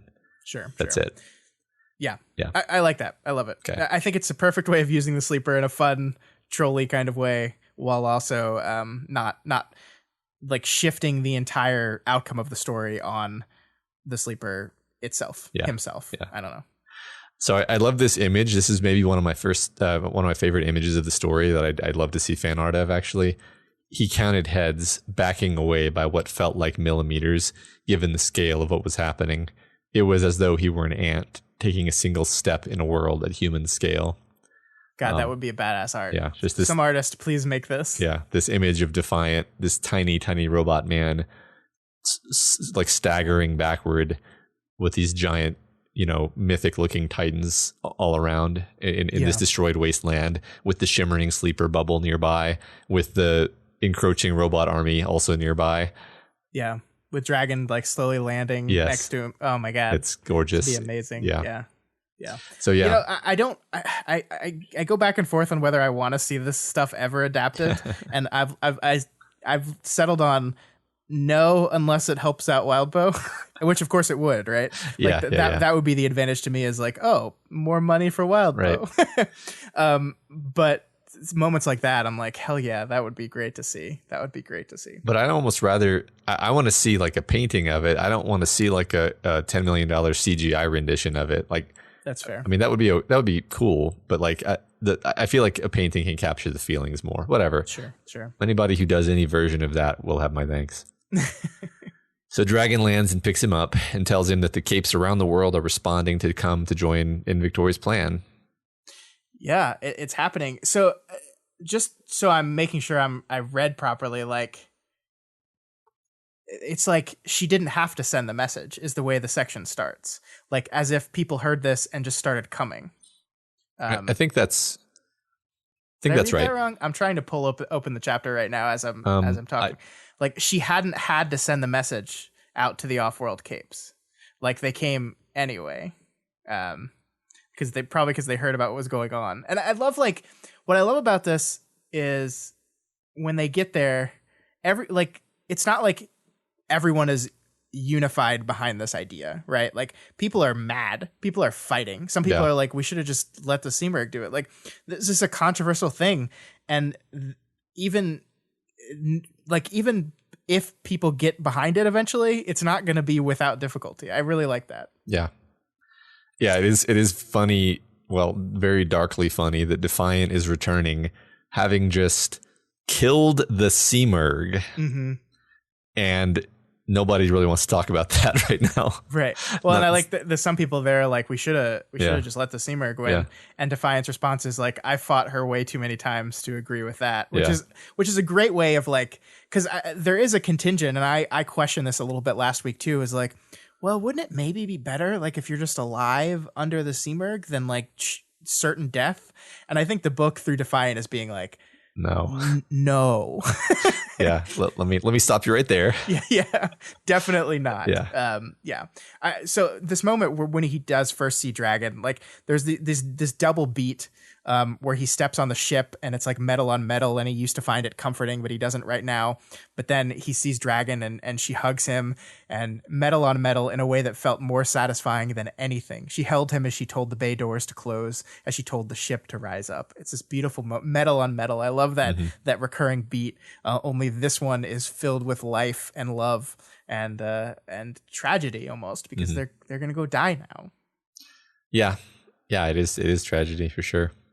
So yeah, we then cut to them arriving at the Cauldron base, Defiant striding through the clamor to reach Antares and her teammates, which I actually noted in the notes. We don't know who that actually means, but yeah, her teammates, who already hum with the poisoned music of their final gambit. And Victoria tells him, I've been trying to explain there's more to it. No, he said, this is it. So obviously there's more to it, right? This has been hinted at, not just in this moment, but I think this leaving us on this is really important. I want to talk about Defiant's choice here to not be like, okay, tell me more, to just be like, no, this is it.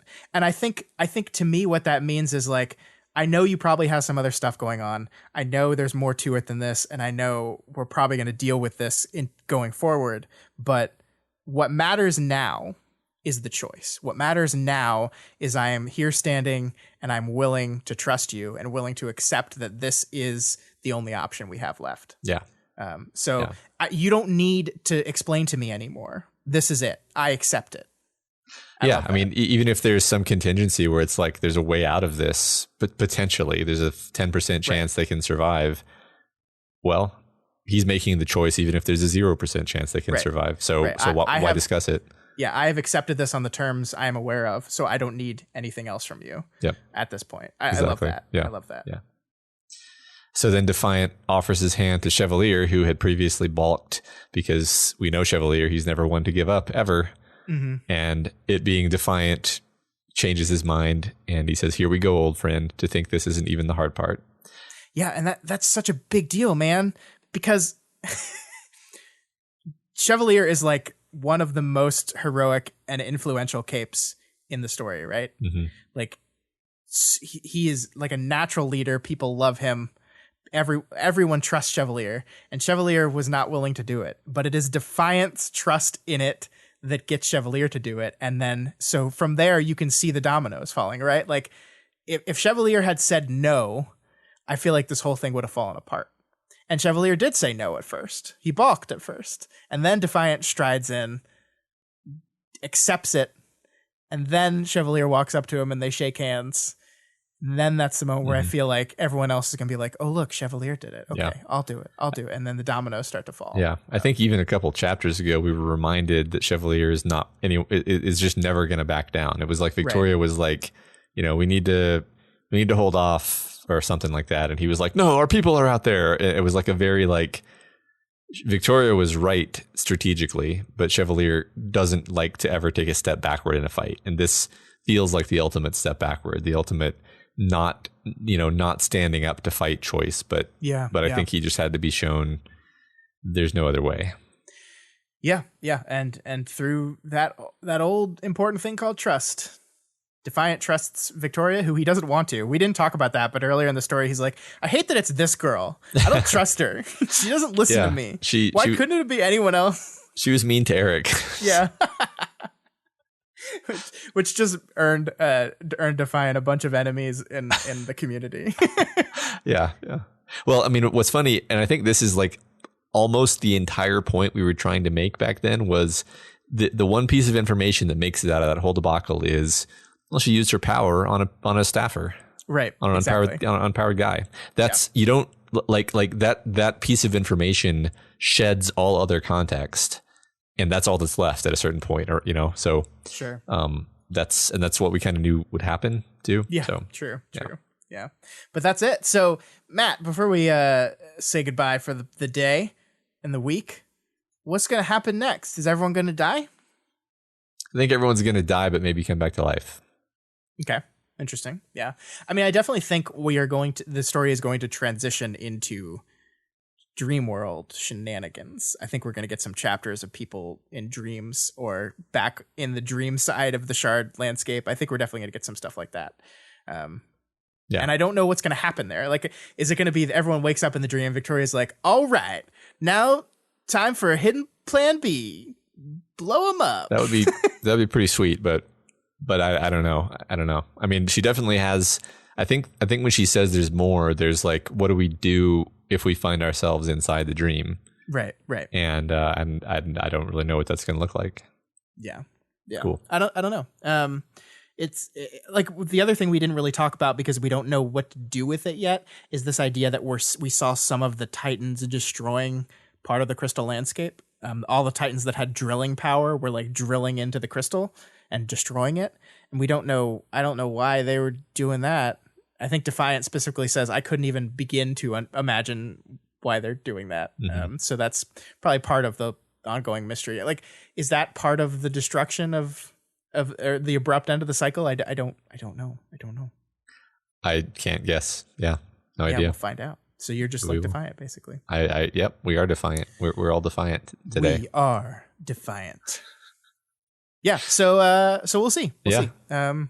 Trust. Let's just extend some trust because I can't wait to see where this goes. Because I think we're here, Matt. I mean, the interesting thing is this is a .A interlude, which normally happens when they are mid arc, like not like when it's at the end. When the interlude's at the end of the arc, it usually goes like XYZ if there are multiple ones.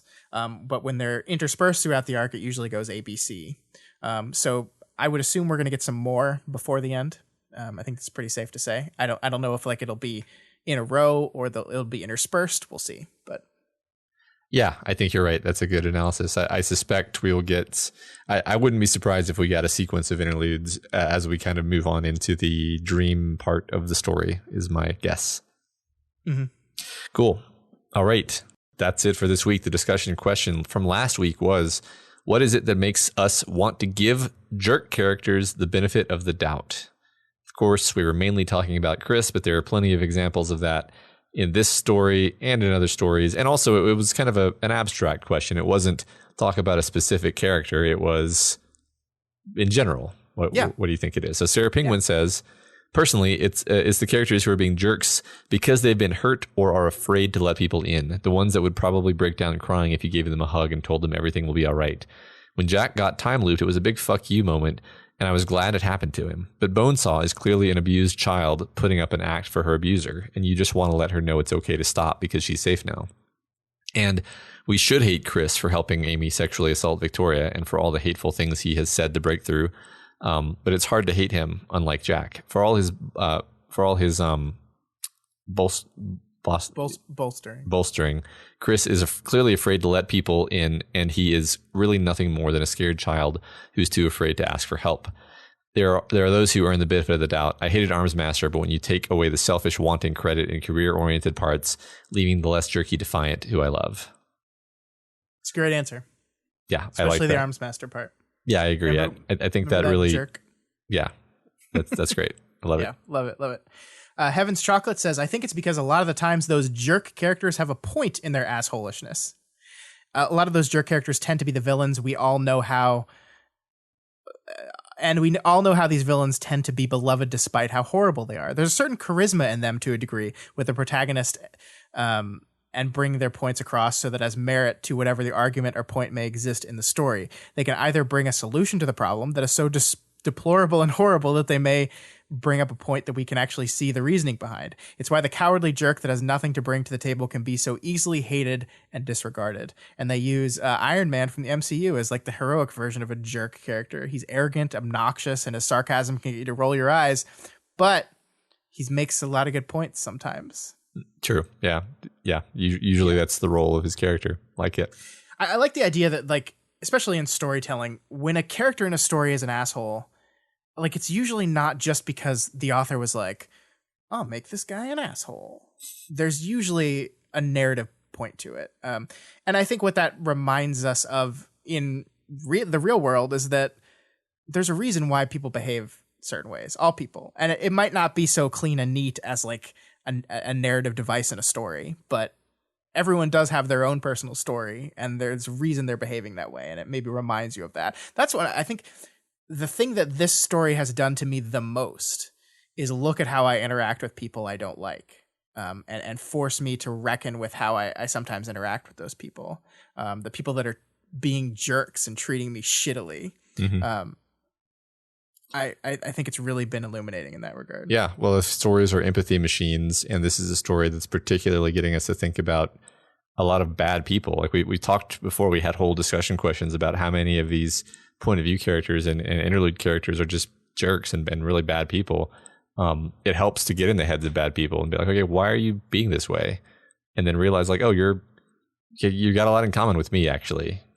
And this is understandable, and it generates that ability to have empathy for those people.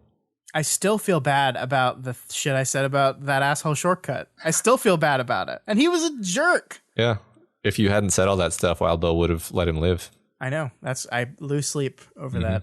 Yep. Scandiaca Blessing says, because bad boys are cool. Mm-hmm. For real, though, I think that in many cases, the black and white nature of a lot of media trains us to see sympathetic traits as a character in a character or person as signs of a hidden good. And what is a hidden good worth if it isn't brought to light? Redemption arcs are a very common thing in media because they are compelling.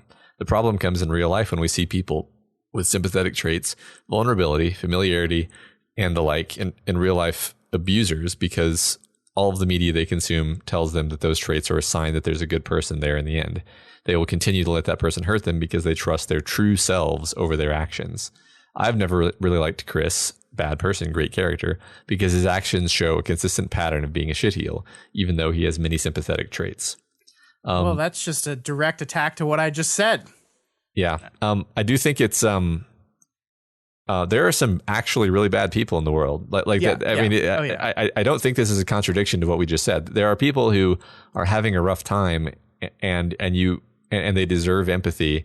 And then there are people who are awful. Yeah. Yes. And it can actually be hard to distinguish these two. So that's just a thing to be aware of, I guess. And I do think that a lot of people do like, he's a good person under all this stuff. I think that does happen, and I think we have to acknowledge media and narrative's ability to aid those assumptions in people, for sure. Yeah, I mean, I think that we've been in Chris's head. We understand that he's this kid. He's this kid who's been tortured. Sure. That is what allows us to say how would he be if he were given, love and care and safety. Because clearly he is terrified. We know that for a fact. We know that he's terrified. Mm-hmm. So that in his particular case, I think hedges against the idea that like, oh, he's just a psychopath. He's just a bad person. Yeah. Well, and I think one of the cool things that stories do is give you a relatively safe environment to, train yourself on this kind of empathy. Mm-hmm. Like in real life, there are consequences of extending kindness to people that don't deserve it.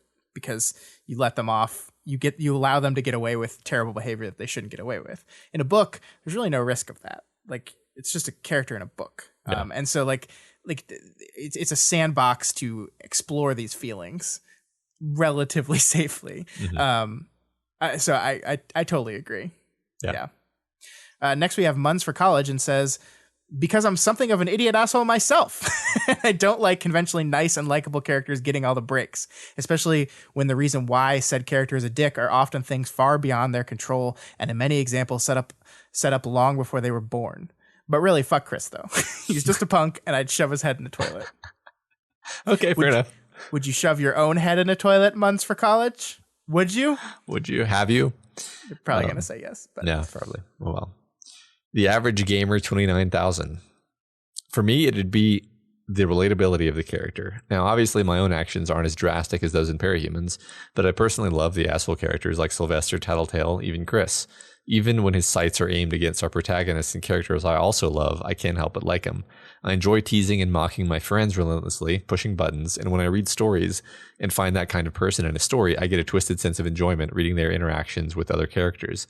The reason I give the jerk the benefit of the doubt is because of that relatability, that no matter what happens, I'll stick by my friends wholeheartedly, even if I enjoy messing with them. But then I put myself in a place of the character, and my mind subconsciously becomes, come on, I wouldn't. So like, it's fine. Everything's fine. I get that. I definitely get that. I think that kind of pairs with Muns for College, that like we see relatability because we are often flawed individuals that kind of can be jerks to people sometimes. And so when we see a jerk character, is like, that's me. I see myself. Yeah. And I think the thing about Chris is like, talking about teasing your friends relentlessly. The thing about Chris is not that like teasing your friends is wrong, but that Chris just never knew when to stop. Yeah. Like he just didn't, there's no stopping point. He always would take it too far. Yeah. Yeah. I think Jessica said that exactly. Yeah. Yeah.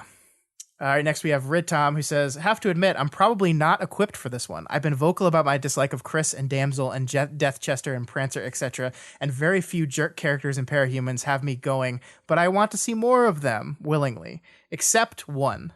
Tattletale. And Rid Tom actually gives like a very, very long, wonderful post about Tattletale and Victoria and how they relate to each other. I like this part at the very beginning, though. I've been very vocal about how much of an absolute bitch Tattletale has been in Ward, calling Victoria a monster, nearly setting an apartment complex on fire to cover up her team's fuck up, saying Victoria deserved to be raped and such. It's vile. It's toxic. It's sad. Because, yeah, Tattletale has always been a smarmy asshole, but everyone around her is noticing and mentioning that Tattletale is going too far in various degrees. And Rid Tom goes on from there that, like, the reason why it seems to Rid Tom that Tattletale is a character that they extend the benefit of the doubt is it's so transparently obvious that this is just... That even when she is a jerk, even when she is toxic and terrible, that it is coming from a place of deep, deep insecurity. And I mean, it's similar to why you and I like Chris so much, is because we can easily see that in Chris. And Rid Tom can easily see that in Tattletale, and loves the way that Victoria and Tattletale kind of play off each other in that way. Yeah, I think this is an example of something that we've talked about a lot, where the characters who are pretty bad but not monsters like Jack, you can relate to them because we all have things that we can relate to in those people, I think. Yeah. Extas Nouveau says, do we? I am more of a follower of the fill jerks nostrils with bees school of thought. In Worm, the only jerk characters that we needed were Alec and Aisha, and those never outright opposed Taylor so much as Chris did with Victoria. Taylor was the one that switched teams and needed the benefit of the doubt from the Undersider's perspective, but we were in her head and did not see this. And then they give some spoilers for The Wandering Inn, which I'm not going to say. Yeah. I don't know. That's an interesting angle on it. Basically, like, I don't give any bad characters the benefit of the doubt. Sounds like you gave it to Taylor, though. Ooh, got her. Yeah, I mean, you certainly didn't give Taylor the benefit of the doubt. In fact, I would say that you famously didn't give Taylor the benefit of the doubt. So wait, are you talking to me? Yeah. I mean, there's a meme about it, Scott. Yeah, but the meme exists because it's so ridiculous. I love Taylor. I'm just giving you a hard time, Scott, which is what which is what I do as a jerk character. Well, I'm not going to give you the benefit of the doubt, Matt. Oh, shit. Oh, God. Oh, no. All right, up next we have Sanity Planet, who says redemption stories are compelling because they show the characters have layers and depth, which are enjoyable things to discover. They also say jerk characters are interesting and fun because they often act out on their own baser impulses. And that is an element of this that I do want to, I think is a really, really good thing to discuss here. Because again, books are relatively safe spaces where you can see people act like assholes and there's relatively no real world consequences to that, right? And sometimes it's fun to just see people speak their mind in a way that's completely against like social norms and conventions and stuff. Mm-hmm. But sometimes it's just fun. Yeah, it's fun to listen to that. No one's being hurt. Exactly. Yeah. So cool. They give some other examples, but those are the ones I really want to talk about. Okay, cool.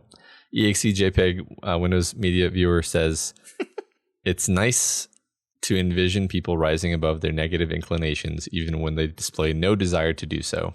Yeah. I like that. It's kind of like the redemption arc idea that like we want to see these people get better when they're bad, and therefore we want to extend them the benefit of the doubt. Yeah, particularly the Chris-like kind where part of the reason we want to see it is that he has so consistently failed to do so. Sure.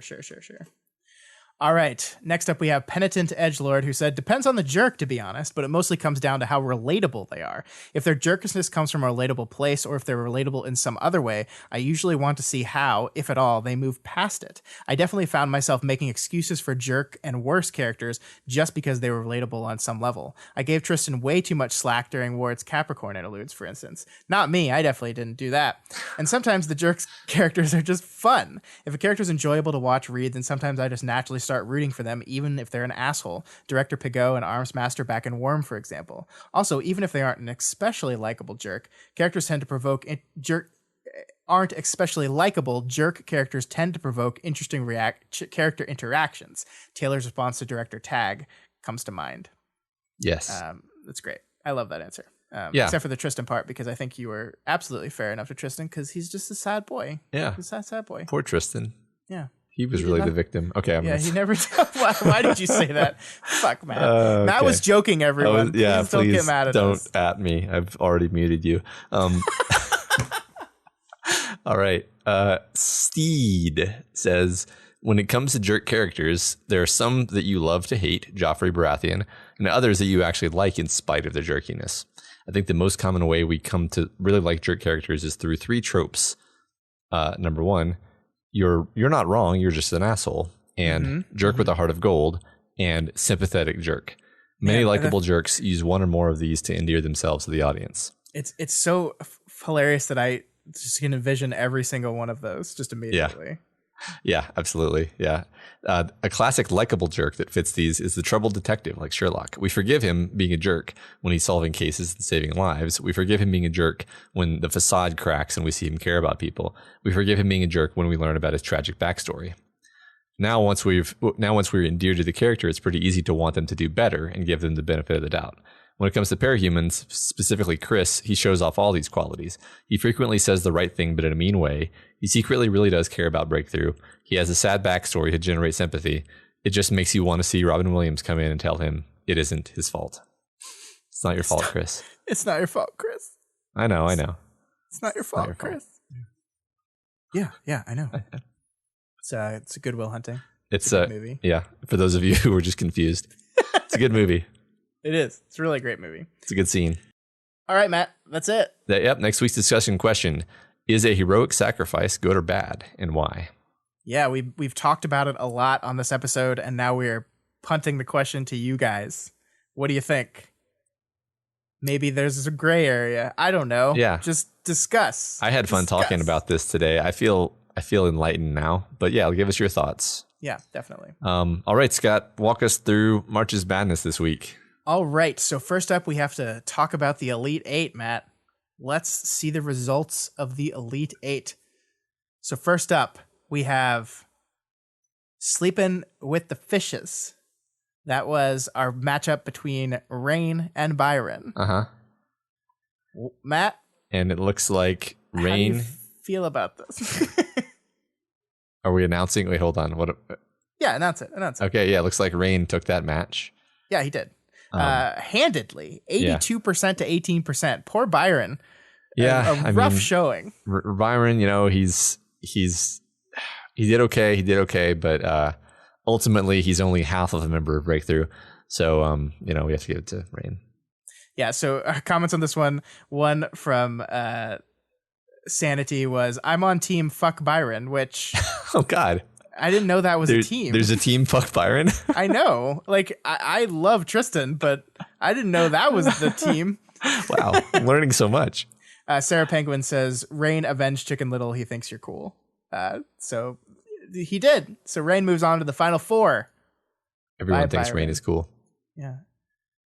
Next matchup was... Sorry, I'm having to navigate this thing. That's okay. I got it right here. Okay. If you want me to announce it. It was our bet. Our winner of the bet bracket was Lisa Tattletale versus Kenzie Lookout.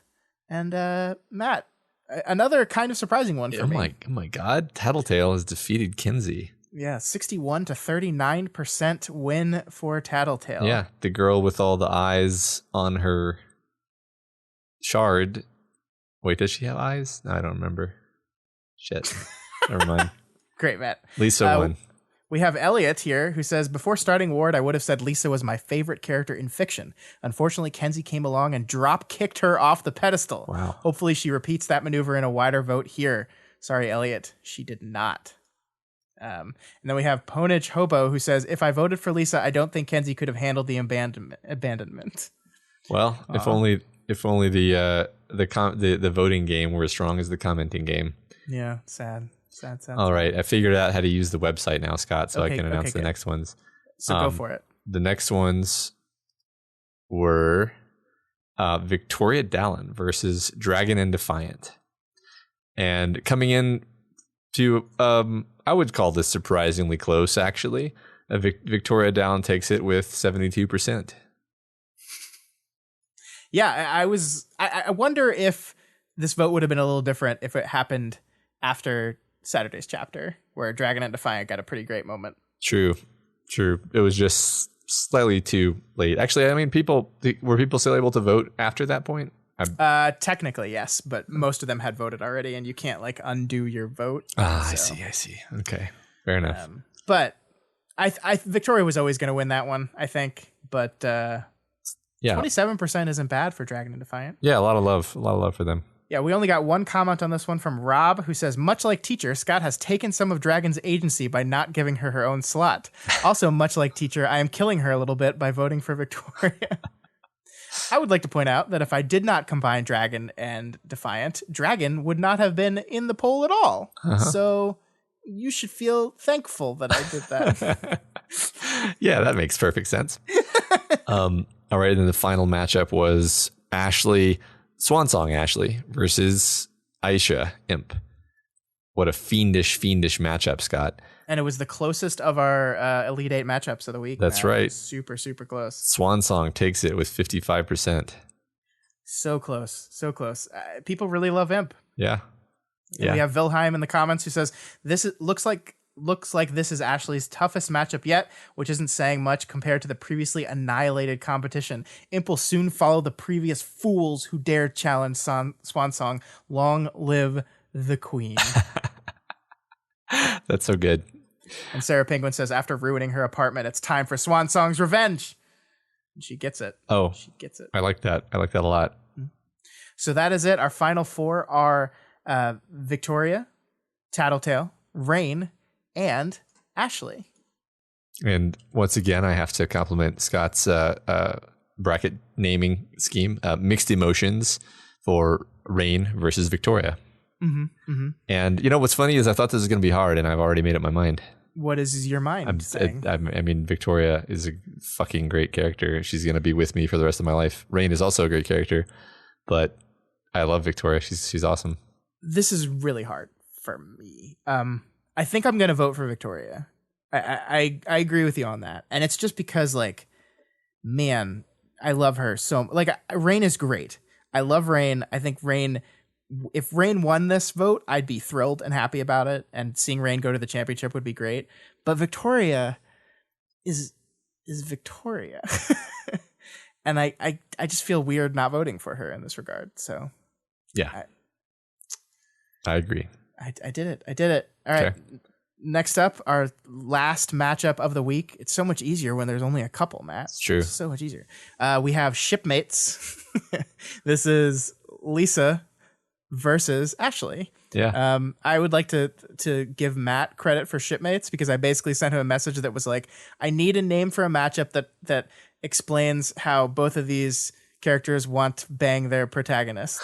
And Matt came up with shipmates, and that's perfect. Yeah, and that's the literally only one of these bracket names I've come up with. So thank you for the credit. Every other one was Scott. Anyway, I've already made up my mind on this one too, because while Lisa is a fantastic character and I love her, I think that I'm voting for Ashley purely on the basis of the Eclipse arc. And if she needed any extra ammunition, then it would be all of her actions in the story. Fuck, that's a good way to frame it. I was struggling on this one because I want to see a ward only character win this thing. Mm-hmm. I want to see that happen. And Victoria counts as a ward only character. I know she's in more. Blah blah blah blah. You know what I mean. And Lisa did, like, she was in the championship last week. So I want to vote for Swan Song, but this recent chapter really made me remind myself why I love Lisa so much. Mm-hmm. So this ended up being way harder after reading this week's stuff and thinking about it for a while. But I think I have to give it up for Swan Song. I think the Eclipse arc is wonderful. Some of the best moments in the story. I love her journey. And I think we're going to see some more of her before the story is over. I think in the dream world, I'm thinking Matt. So yeah, I'm going to vote for her. If there's a chance. All right. Glad we agreed on this most important of votes. Yeah. So next we will be back to talk about the results of those two matchups and give our picks for the championship. This is it. Yeah. And that's all we've got for you this week on We've Got Ward. You guys are all part of this show, so feel free to provide us with advice, questions, or thoughts on this week's reading. You can reach out to us via email at gotwormpod@gmail.com or on our Twitter account at gotwormpod. That's where I do live reads each and every week, although I don't know there's going to be too many more of those, Matt. True. Two, maybe? Three? Maybe. 3 live reads? Maybe I don't know. I think we'll probably have an epilogue, so I would say more than 3, but yeah, we'll see.